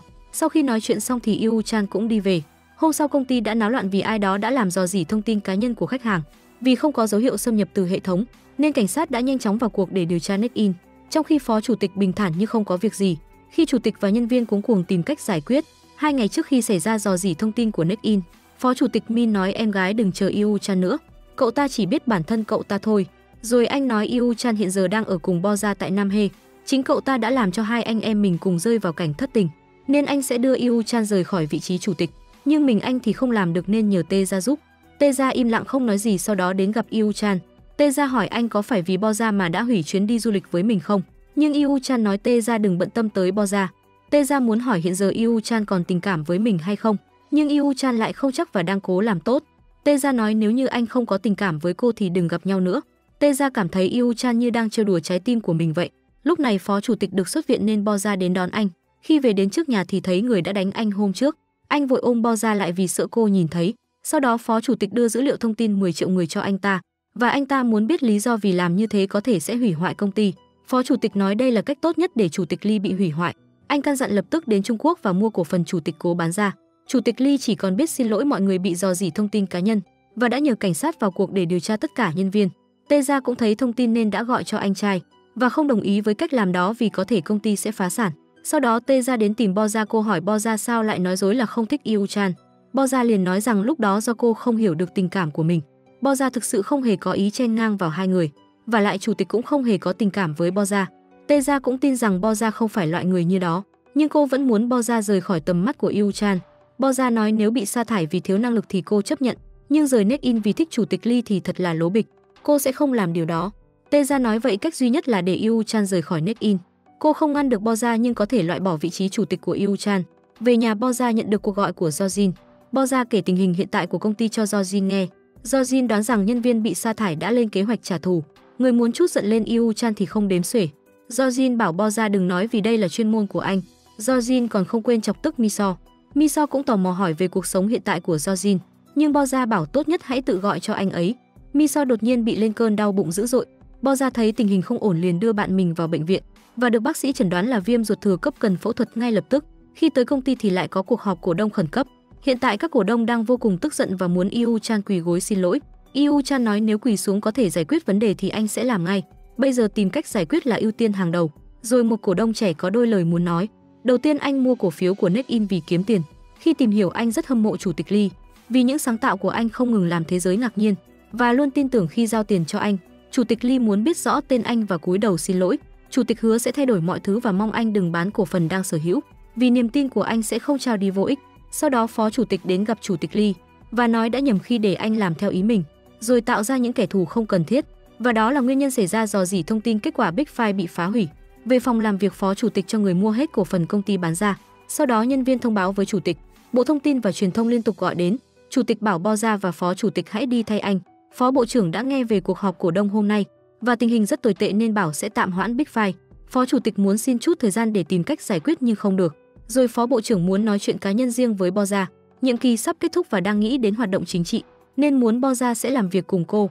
Boza thấy bất ngờ vì điều này. Phó bộ trưởng bảo cứ từ từ suy nghĩ. Còn Miso được y tá cho biết đã mang thai 2 tháng. Lúc này phó chủ tịch và Boza về lại công ty. Anh xin lỗi vì cái ôm hôm trước vì không kiềm chế được. Anh tức giận vì Boza cứ nghĩ về người khác, rồi bảo Yu Chan sẽ đi cùng Tê ra sớm thôi. Điều này làm Boza chú ý mà không để ý có cuộc gọi từ chủ tịch. Chủ tịch thì lẩm bẩm vì Boza không bắt máy. Sau đó Tê ra đến tìm anh. Cô nói nhớ anh đến nỗi vội vàng chạy tới đây, mà không để ý anh có ở nhà hay không. Cô nói đã tới cuộc họp cổ đông và sẽ giúp anh bất cứ điều gì vì cô là con gái út của chủ tịch tập đoàn Tê Sản. Rồi chủ tịch định đi nghe điện thoại thì Tê ra ngăn lại, bảo tối nay anh đừng làm gì cả, hãy ở bên cô. Lúc này Boza đến thăm Miso. Khi biết Miso có thai với Jojin, Boza muốn Miso nói cho Jojin biết chuyện này, nhưng Miso nhất quyết không đồng ý. Thấy Miso không chịu nói, Boza đã gọi điện báo cho Jojin. Sau khi giải quyết xong chuyện của Miso, Boza lại hấp tấp tới công ty. Boza gọi điện cho Yu Chan nhưng anh nhìn thấy mà ngó lơ. Còn ở phía công ty các nhân viên đang rủ nhau nghỉ việc. Thấy mọi chuyện trở nên căng thẳng nên Boza chạy đến nhà riêng tìm chủ tịch. Yu Chan dỗi bởi vì Boza nói rằng cô sẽ tới mỗi khi mình gọi mà nay lại trễ hẹn. Boza xin lỗi vì hôm nay mình có việc nên không tới được. Boza trách chủ tịch Lee rằng mình gọi nhiều lần mà anh không bắt máy. Rồi chủ tịch nhớ ra lúc đó không thể tránh được, và anh nhận ra dù cố gắng thế nào thì cũng không thay đổi được. Tê Gia là người tốt còn anh chỉ là đồ tồi. Tê Gia không biết phải nói gì nên đã rời đi. Boza tò mò không biết giờ họ sẽ phải xử lý như thế nào. Yu Chan bảo cô cứ yên tâm vì đã có biện pháp đối phó. Yu Chan bảo gọi phó chủ tịch và giám đốc tới phòng họp. Thấy mọi người âu sầu, anh trấn an bảo đã có biện pháp, và biện pháp đó là sẽ bồi thường cho các nạn nhân bị rò rỉ thông tin. Yu Chan sẽ dùng cổ phần của mình để bồi thường thiệt hại, nếu như mà thiếu thì cũng sẽ vay ngân hàng, và dự án Big Five là tài sản thế chấp. Sau đó phó chủ tịch muốn triệu tập ban giám đốc để làm một chương trình nghị sự, và giám đốc Nam đề nghị bãi nhiệm chủ tịch Lee và tất cả đã đồng ý điều đó. Lúc này Boza nhớ lại những gì Tê Gia và phó chủ tịch đã nói, họ đã có âm mưu từ trước. Cô nhìn chủ tịch buồn bã bước đi mà không giúp được gì. Tối đó Jojin đã đến thăm Miso và muốn xác thực chuyện đó. Jojin hỏi mình chỉ quan hệ có một lần 3 tháng trước. Miso tức giận vì Jojin lại hỏi thế với mình nên đã đánh đuổi anh ta đi. Cũng tối đó Boza đã gặp phó chủ tịch Min.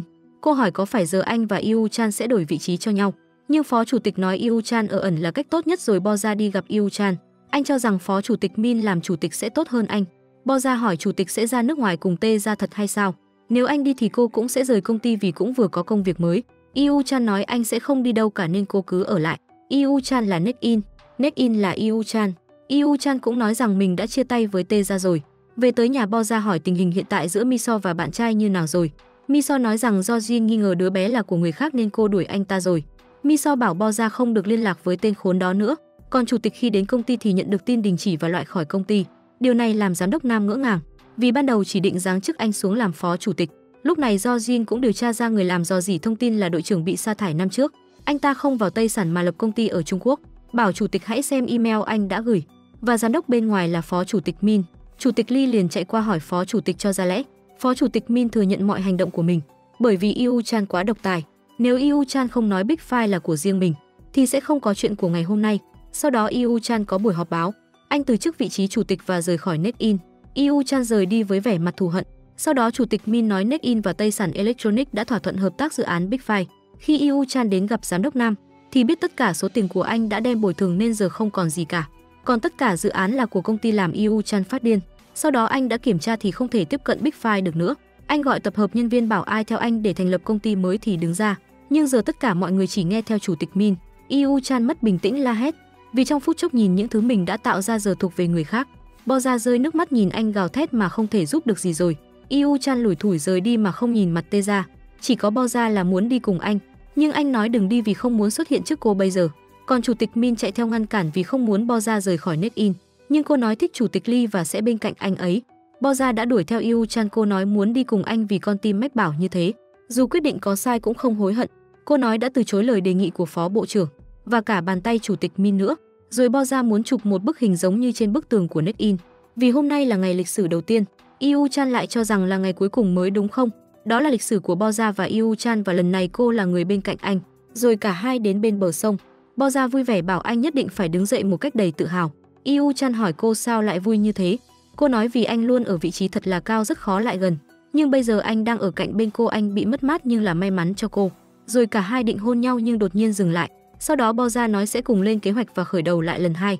Sáng hôm sau Bo Ra gọi cho Yu Chan từ văn phòng của Jojin nói sẽ làm tạm ở đây. Khi sắp xếp xong cô sẽ gọi rồi bảo anh hãy nghỉ ngơi vài ngày cho lại sức. Jojin lúc này đang chuẩn bị đi gặp Miso. Bo Ra hỏi hai người đã làm hòa rồi sao nhưng Jojin vẫn từ chối. Jojin nói rằng mình tới gặp Miso lần cuối sau hôm nay sẽ không còn cơ hội gặp mặt nữa. Bởi vì bác sĩ có việc bận nên Miso và Jojin đưa nhau đi ăn. Hai người này yêu nhau lắm, cắn nhau đau. Nói chuyện được một hồi thì Miso hất nước vào người Jojin. Miso đau đớn vừa ăn vừa khóc. Còn Yu Chan sau khi luật sư tính tất tần tật thì tiền bạc nhà cửa xe cộ của anh không cánh mà bay. Yu Chan buồn bã kéo vali về nhà thờ ở tạm. Lúc này Bo Ra cũng đến đây cầu nguyện. Ở đây cô gặp anh chàng trông coi nhà thờ và cũng là bạn của Yu Chan. Anh chàng cảm thấy Yu Chan thật may mắn khi có Bo Ra bên cạnh. Yu Chan chắc chắn sẽ rất khó mở lòng vì những tổn thương trong quá khứ. Mong rằng sau này Bo Ra sẽ luôn ở bên cạnh Yu Chan. Lúc này chủ tịch Min có cuộc họp với Tây Sản. Vì giao diện thư ký điện tử quá tốn kém nên muốn bỏ cấu hình để tiết kiệm một nửa chi phí. Và đội Big Five đã phản đối. Có điều thay đổi giao diện thì ngân sách mới được thông qua nên chủ tịch đã đồng ý. Sau đó giám đốc Nam đưa một bản hợp đồng làm việc mới cho đội Big Five. Các điều khoản thì như cũ, chỉ có mức lương là thay đổi. Kết thúc cuộc họp, chủ tịch Min đến nhìn bức tường lịch sử.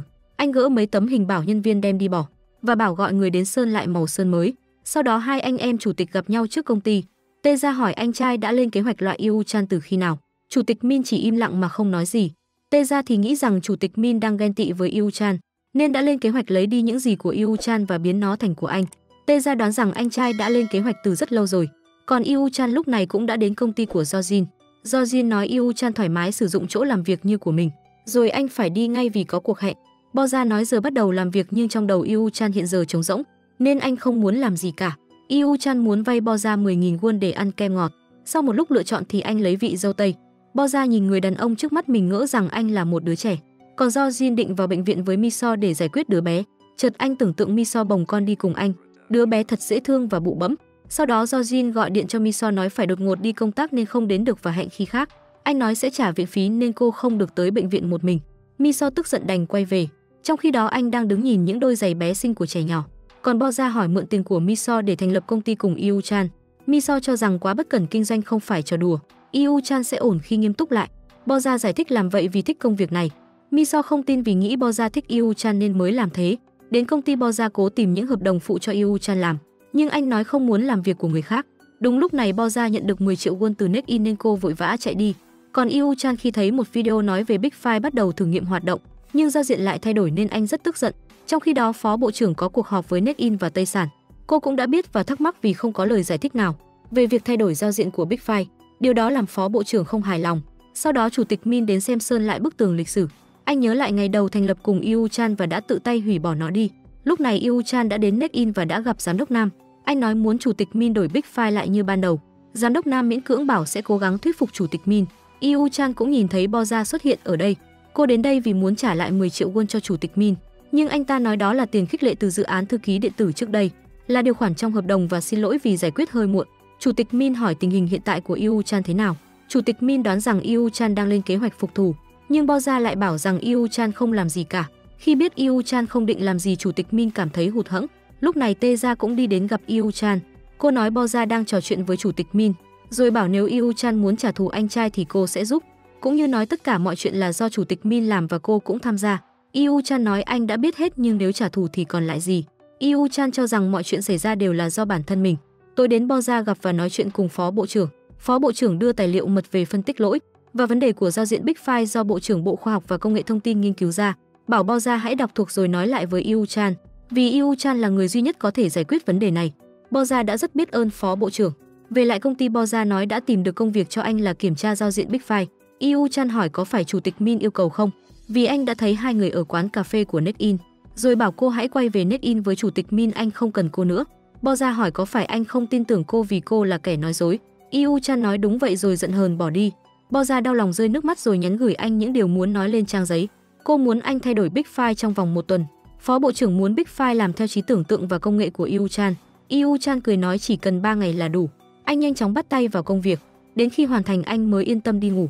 Phía Phó Bộ trưởng có cuộc họp với Chủ tịch Min và đội Big Five. Những điều cô nói có vẻ Chủ tịch Min không hiểu cho lắm. Cô nói chỉ nhờ anh sửa lại Big Five nhưng anh đã làm một phiên bản hoàn toàn mới. Còn Chủ tịch Min thì lại muốn biết ai là người lập trình ra nó. Rồi đội Big Five xung phong làm thử. Với thông điệp chúng ta sẽ thay đổi cả thế giới. Lúc này Boza bảo Yu Chan Phó Bộ trưởng nói giao diện anh làm đã được chọn. Có điều nhà phát triển được ghi cho công ty điện máy Tây Sản. Cả hai không quan tâm nên đùa giỡn rất vui vẻ. Sau đó Yu Chan bất ngờ khi thấy đội Big Five đến và muốn làm việc cho anh. Rồi Yu Chan nói sẽ khôi phục lại Big Five. Dù tên chúng ta không được biết đến, nhưng cứ làm thứ chúng ta thấy vui và cả thế giới sẽ thích. Sau đó Jojin nói chủ tịch công ty này là Yu Chan và anh sẽ là phó chủ tịch. Rồi mọi người bàn tính đặt cái tên hoành tráng cho công ty. Boza liền ra hiệu cho Yu Chan. Yu Chan liền lấy tên công ty có nghĩa là cá heo nhảy múa. Và đây là bức tường lịch sử chúng ta làm mọi thứ để kiếm tiền nhưng không bán đi lương tâm. Boza rất vui vì không nghĩ đã tập hợp lại.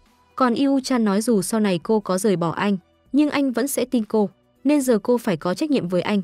Và tất nhiên Boza vui vẻ đồng ý. Lúc này Teja và anh trai không còn vui vẻ như trước. Cô nói đã gặp Yu Chan và nói chính anh đã phản bội Yu Chan. Công ty ở Trung Quốc cũng là của anh, nhưng Yu Chan đã biết hết mọi chuyện. Chủ tịch Min tức giận bảo Teja hãy đi đi và đừng bao giờ xuất hiện trước mặt anh nữa. Còn Yu Chan và Boza đã cùng nhau đến bệnh viện. Anh muốn giới thiệu một ứng dụng để giúp cho người mù. Nó sẽ cung cấp thông tin thông qua camera, thông báo có vật cản phía trước dù chỉ là viên đá nhỏ bên đường.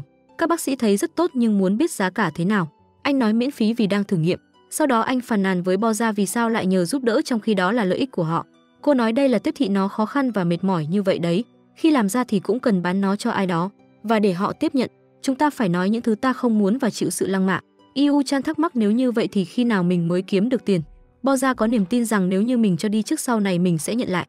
Sau đó Jojin trò chuyện với chủ tịch về chuyện cá nhân và anh đã có can đảm để đến bệnh viện. Bộ dạng vừa run vừa căng thẳng. Khi Miso vào khám Jojin bỏ đi ra ngoài. Giờ suy nghĩ của anh rất phức tạp. Sau đó anh đã quay lại phòng siêu âm và chăm chú nhìn đứa bé. Jojin thay đổi ý định bảo Miso hãy cùng kết hôn và sinh con đi. Giờ cả hai đã làm lành với nhau và ôm nhau trong niềm hạnh phúc. Giờ mọi người trong công ty cũng đã biết Jojin sắp kết hôn. Nên chọc anh có phải do tai nạn hay không? Chủ tịch bảo mọi người tập trung làm việc, hãy tạo ra thứ gì đó thú vị và vui vẻ đi. Bất ngờ cảnh sát điều tra của thành phố Seoul gọi, nói bắt được kẻ làm rò rỉ thông tin của Nekin. Yu Chan hỏi đội trưởng Go sao lại làm vậy? Vì tiền hay muốn trả thù tôi? Anh ta nói cả hai. Yu Chan đoán là chủ tịch Min đã sai bảo anh ấy, nhưng anh ta nói tự mình làm vì muốn hủy hoại Yu Chan. Đội trưởng Go nói luôn cống hiến hết mình cho Nekin và có thể nuôi gia đình bằng số tiền kiếm được từ game anh tạo ra. Nhưng người cho cơ hội và lấy đi cũng chính là Yu Chan. Công sức 7 năm qua bị chối bỏ và giờ đã làm tổn thương nhau đủ rồi, nên không còn oán giận Yu Chan nữa. Yu Chan cũng nói không oán giận anh. Trước khi rời đi, Yu Chan nói sẽ tạo một công ty của riêng mình như trước đây. Nếu anh muốn trở lại thì Yu Chan sẽ không vứt bỏ anh lần thứ hai. Sau đó Yu Chan đến gặp chủ tịch Min. Anh nói đã gặp đội trưởng Go ở đồn cảnh sát. Chủ tịch Min bảo mình không liên quan gì đến chuyện phát tán thông tin cá nhân. Yu Chan hỏi tại sao anh lại thành ra như thế này. Mọi chuyện đã sai ở đâu và từ bao giờ? Chủ tịch Min nói từ khi không thể chịu đựng Yu Chan được nữa. Cậu xúc phạm tôi khi gọi tôi là con chó của Tây Sản, đạp đổ mọi nỗ lực của tôi và đối xử như nhân viên bán hàng giá rẻ. Yu Chan nói nếu anh thay đổi thì liệu chủ tịch Min có giống như lần đầu hai người gặp nhau? Cả hai có thể trở lại như trước đây không? Rồi anh bỏ đi. Về lại công ty, mọi người cho Yu Chan xem dự án đầu tiên của Dancing One. Yu Chan nhận xét ý tưởng thì tốt nhưng chất lượng lại kém quá. Boza thất vọng nói không lẽ lại vứt nó đi. Nhưng Yu Chan nói sẽ cho mọi người một tuần để chỉnh lại làm nó thú vị hơn. Rồi anh phân công mỗi người làm một việc. Ai cũng ngạc nhiên vì giờ anh có thể nhận ra khuôn mặt của từng người. Sau đó anh cùng Boza nỗ lực đi tìm đối tác cho dự án. Giờ anh rất chân thành, không còn thua lỗ, kiêu ngạo như trước nữa. Trên đường về, Boza nói Yu Chan có vẻ hơi gượng ép, nhưng anh nói đã cúi đầu thay mặt cho các nhân viên rồi. Anh tâm sự trước đây sống chỉ nghĩ cho mình, nếu thất bại cũng chỉ mình chịu nên chẳng lo sợ gì. Nhưng giờ anh muốn làm thật tốt vì những người đã đến với anh. Boza khen Yu Chan hôm nay tuyệt vời nhất. Rồi cả hai đã ngủ gật đầu tựa vào nhau. Đến trạm cuối, bác Tài đã phải gọi hai người xuống xe. Nhìn Yu Chan có vẻ mệt mỏi nên Boza đã kéo anh đến khu vui chơi gần đó. Tại đây anh nhớ lại ký ức thời thơ ấu. Đây là nơi mẹ đã bỏ rơi anh. Anh nhớ rất rõ sáng hôm đó mẹ đã đưa anh tới đây. Mẹ lúc nào cũng nắm lấy tay anh. Sau khi mua cho anh cây kem, mẹ đi đâu đó bảo anh hãy ngồi đây chờ, đừng đi đâu cả. Nhưng Yu Chan không biết được rằng kể từ đó mẹ sẽ không bao giờ quay lại nữa. Boza lại nghĩ chắc là mẹ anh có nỗi khổ gì đó. Chắc chắn sau này hai mẹ con sẽ có thể đoàn tụ mà thôi. Nhưng Yu Chan không hy vọng mẹ mình sẽ quay lại. Yu Chan chấp nhận sau này anh sẽ là trẻ mồ côi mãi mãi. Boza nắm lấy tay Yu Chan an ủi vì đã có cô bên cạnh. Còn chủ tịch Min sau khi gặp cảnh sát, anh khai đã đưa USB có chứa thông tin cá nhân của 10 triệu người. Đội trưởng Go đã làm dò dỉ thông tin theo chỉ đạo của anh. Khi cả hai về tới công ty thì thấy đưa tin, Chủ tịch Min thừa nhận đã làm dò dỉ thông tin cá nhân tháng trước. Họ còn điều tra anh làm giả cổ phiếu và vận chuyển quỹ trái phép ra nước ngoài. Lúc này Yu Chan nhớ lại những ngày đầu, anh em hợp tác cùng nhau rất ngây thơ và trong sáng. Cả hai ôm lấy nhau khi Mini File cán mốc 1 triệu thành viên, rồi đặt vốn hóa thị trường là 1.000 tỷ, tạo ra Next-in lớn mạnh ngày ấy vui vẻ biết bao. Sau đó Yu Chan ngồi trầm tư thì Bo Ra đi đến. Cô mời anh đến nhà và sẽ làm mì cho anh ăn vì biết anh chưa ăn tối. Yu Chan thấy hơi ngại nên đã từ chối. Bo Ra nói Miso đã tới nhà Do Jin rồi. Trên đường đi Yu Chan hỏi anh là người thứ mấy được cô đưa về nhà. Bo Ra nói rằng anh là người đầu tiên mà mình đưa về nhà nhưng Yu Chan nào có tin. Tới Seoul thì đã sống với Miso rồi. Thế thì làm sao cô dắt ai về nhà được cơ chứ? Yu Chan nói đùa rằng lần trước cô đã dẫn tôi về nhà rồi mà. Bo Ra nghe vậy thì cả hai cùng cười lớn. Tới nhà Bo Ra, Yu Chan vẫn mặc quần áo ngủ của Bo Ra. Yu Chan kể về việc mình đã tới Next-in trước khi Taeju tự thú. Bo Ra tò mò hỏi anh có ghét Taeju không? Yu Chan nghĩ rằng Taeju đã hủy hoại mình, vì vậy mình hoàn toàn có quyền ghét anh ta. Không hiểu tại sao hai người cùng từ khó khăn đi lên mà Taeju lại làm thế với mình. Bo Ra nói anh có thể ghét Taeju nếu muốn và không cần thấy hối hận, nhưng dù thế nào thì cũng hãy tha thứ cho anh ấy, bởi vì dù sao Taeju cũng tự thú rồi mà. Yu Chan bây giờ không nghĩ được gì, anh cảm thấy rất nhớ Taeju. Rồi Bo Ra hỏi anh có muốn quay về như trước đây không? Cô cũng nhớ thời gian đó, nhưng lại thích mọi chuyện như bây giờ. Nếu anh trở lại như ngày xưa thì những gì có lúc này sẽ biến mất. Rồi cô tắt đèn về phòng ngủ. Sáng ra không hiểu sao hai người lại ôm nhau ngủ. Hóa ra là Yu Chan đã đi nhầm phòng khi đi vệ sinh đêm. Bo Ra cảm thấy vô cùng xấu hổ với tình hình hiện tại. Hôm nay Yu Chan tới thăm Taeju nhưng anh ấy không muốn gặp Yu Chan. Một tháng sau, Chủ tịch Lee có buổi phỏng vấn. Phóng viên hỏi trong 3 tháng thành lập công ty mới, anh đã thành công chiếm thị trường ứng dụng di động, và đâu là chìa khóa thành công của anh? Yu Chan chia sẻ rằng khi mình bị Next-in cách chức thì không khác gì con chim mất cánh, nhưng nhờ có những người bạn bè đồng nghiệp ở bên cạnh đã khiến anh có thể vực dậy như ngày hôm nay. Khi được hỏi Yu Chan có định quay lại công ty Next-in không thì anh đã trực tiếp từ chối. Hôm sau, giám đốc Nam đến tìm Yu Chan và muốn anh quay lại Next-in, vì chỉ có mình Yu Chan mới có thể khiến Next-in phát triển vững mạnh. Nhưng Yu Chan đã từ chối bởi vì bây giờ anh đã có thử để bảo vệ. Các thành viên khác cũng đang tiếc vì Yu Chan không quay lại Next-in. Bo Ra đoán rằng Yu Chan cũng thực sự muốn quay về đó. Yu Chan dĩ nhiên làm sao có thể bỏ đứa con tinh thần của mình như thế được, nhưng giờ anh khó có thể quay lại đó được nữa rồi. Giám đốc Nam đề nghị quay lại Next-in, nhưng anh đã từ chối vì anh sẽ bảo vệ nơi này. Bo Ra bảo anh hãy yên tâm, dù không có anh mọi người ở đây vẫn ổn. Sau đó Yu Chan và cả Tae Ra tới thăm Taeju. Yu Chan cho biết rằng Next-in có thể sẽ bị phá sản nhưng Taeju chẳng hề quan tâm. Taeju cũng không muốn gặp anh nữa. Trước khi Taeju đi, Yu Chan thề rằng mình sẽ khôi phục lại Next-in. Liệu tới khi đó Taeju có bằng lòng quay lại Next-in làm việc không? Còn Tae Ra nói mình sẽ bỏ nơi này tới một nơi rất xa. Có lẽ sau này hai người sẽ không thể gặp lại nhau nữa. Tae Ra gửi lời xin lỗi tới Bo Ra rồi hai người mỗi người đi một phương. Còn phó bộ trưởng đến gặp Bo Ra, cô nói sẽ về lại quê nhà ở đảo Jeju và mở văn phòng tranh cử vào tháng tới. Bo Ra lo là sẽ không làm được và sẽ làm gánh nặng cho phó bộ trưởng.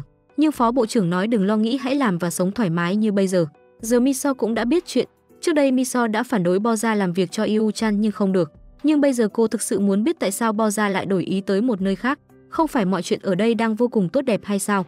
Bo Ra chậm rãi nói rằng bởi vì Yu Chan quá giỏi. Nếu hai người ở bên nhau sẽ không ngang tài ngang sức.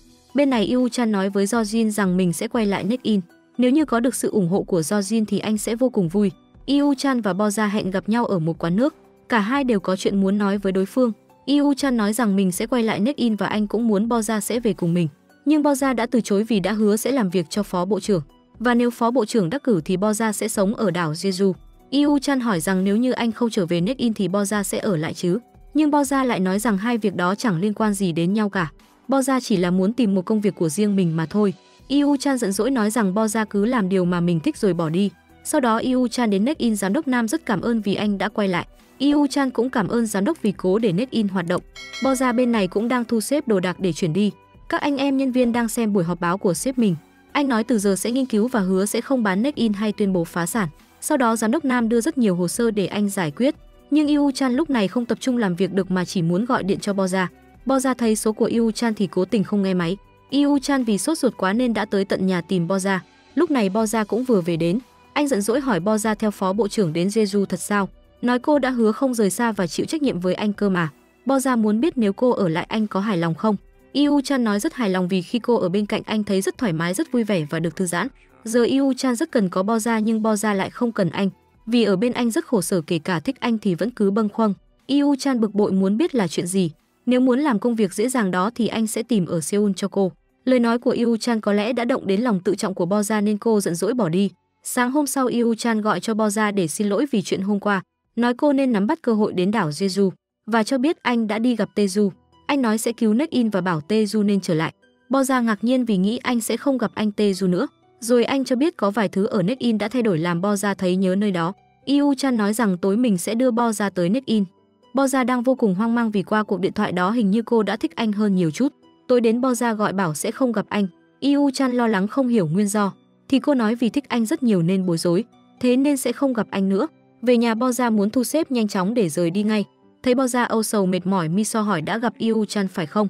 Nhưng Bo Gia bảo không gặp vì sợ nhìn thấy khuôn mặt ấy sẽ không đi được. Miso nói cả hai đều thích nhau nên việc này giải quyết được, nhưng Bo Gia nghĩ anh ấy chỉ cần thôi, đó không phải vấn đề tình cảm.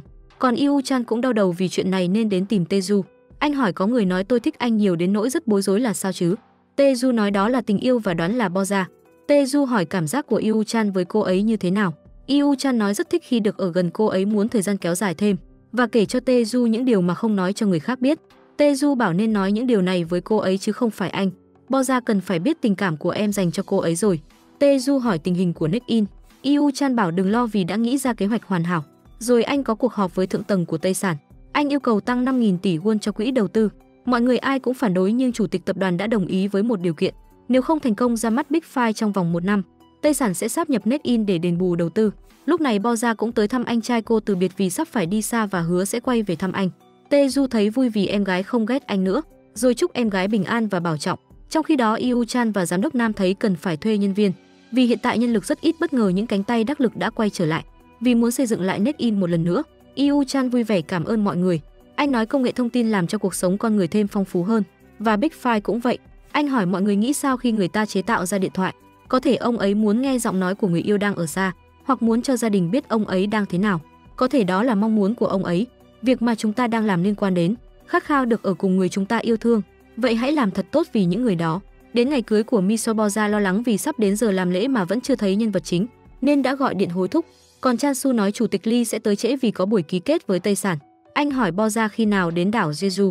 Cô bảo hôm nay có chuyến bay sau lễ cưới. Lúc này hai nhân vật chính mới đến. Cô dâu chú rể hạnh phúc bước ra trước sự chúc mừng của bạn bè và người thân yêu. Bo Gia xúc động không kìm được nước mắt. Còn chủ tịch Lee sợ không đến được nên đã gửi một video chúc mừng đến Jojin. Khi buổi ký kết thành công anh vội chạy đi, thì Chansu cho biết Bo Gia đã ra sân bay. Yu Chan nhanh chóng đã chạy tới trước mặt Bo Gia. Không có gì để nói với tôi sao? Bo Gia xin lỗi vì nghĩ anh sẽ ngăn không cho cô đi. Yu Chan nói Neck-in giờ đã sống lại, mọi thứ đều hoàn hảo, chỉ thiếu mỗi cô. Và anh mong cô hãy ở lại, anh đã biết cô rất yêu anh. Anh cũng nhận ra đã yêu cô và muốn trở thành người đàn ông cô thích. Sau đó cả hai đã hôn lấy nhau. Và rồi Bo Gia vẫn phải đến Jeju vì lời hứa với phó bộ trưởng. Yu Chan không ngăn cô lại nữa vì đã biết được tình cảm của nhau, cũng như có thể nói chuyện và nhìn nhau mỗi ngày. Khoảng cách không phải là vấn đề khi yêu nhau, nhưng hôn nhau thì không thể nên phải làm ngay. Lúc này Tê Gia cũng có mặt ở sân bay, tình cờ gặp lại anh chàng họa sĩ. Hai người cùng đến một nơi, giờ cả hai đã tin vào định mệnh. Còn tại Neck-in mọi người vui vẻ chào đón sự trở lại của Taeju. Hai anh em đã ôm nhau như chưa hề có việc gì xảy ra, và bức tường lịch sử cũng đã khôi phục trở lại. Còn chủ tịch Lee vẫn như thường ngày, vẫn gọi điện cho Bo Gia trong khi đang làm việc. Như lần này Bo Gia giận dỗi vì cho rằng anh không muốn nghe cô nói. Có phải tim anh đã thay đổi? Anh cố giải thích thì chợt thấy có người quen lướt qua. Anh muốn biết là ai thì lại thấy Jojin và Chansu cũng ở đó. Anh vội chạy ra xem thì thấy Bo Gia đã về bên anh. Cả hai ôm lấy nhau trong niềm hạnh phúc. Được rồi, bộ phim đến đây là kết thúc. Các bạn bỏ ra 3 giây đăng ký kênh để ủng hộ chúng mình nha. Cảm ơn các bạn đã đón xem kênh của chúng mình. Hẹn gặp lại mọi người trong bộ phim tiếp theo. Tập hôm nay đến đây là hết mất rồi. Cảm ơn các bạn đã theo dõi. Còn giờ thì xin chào và hẹn gặp lại.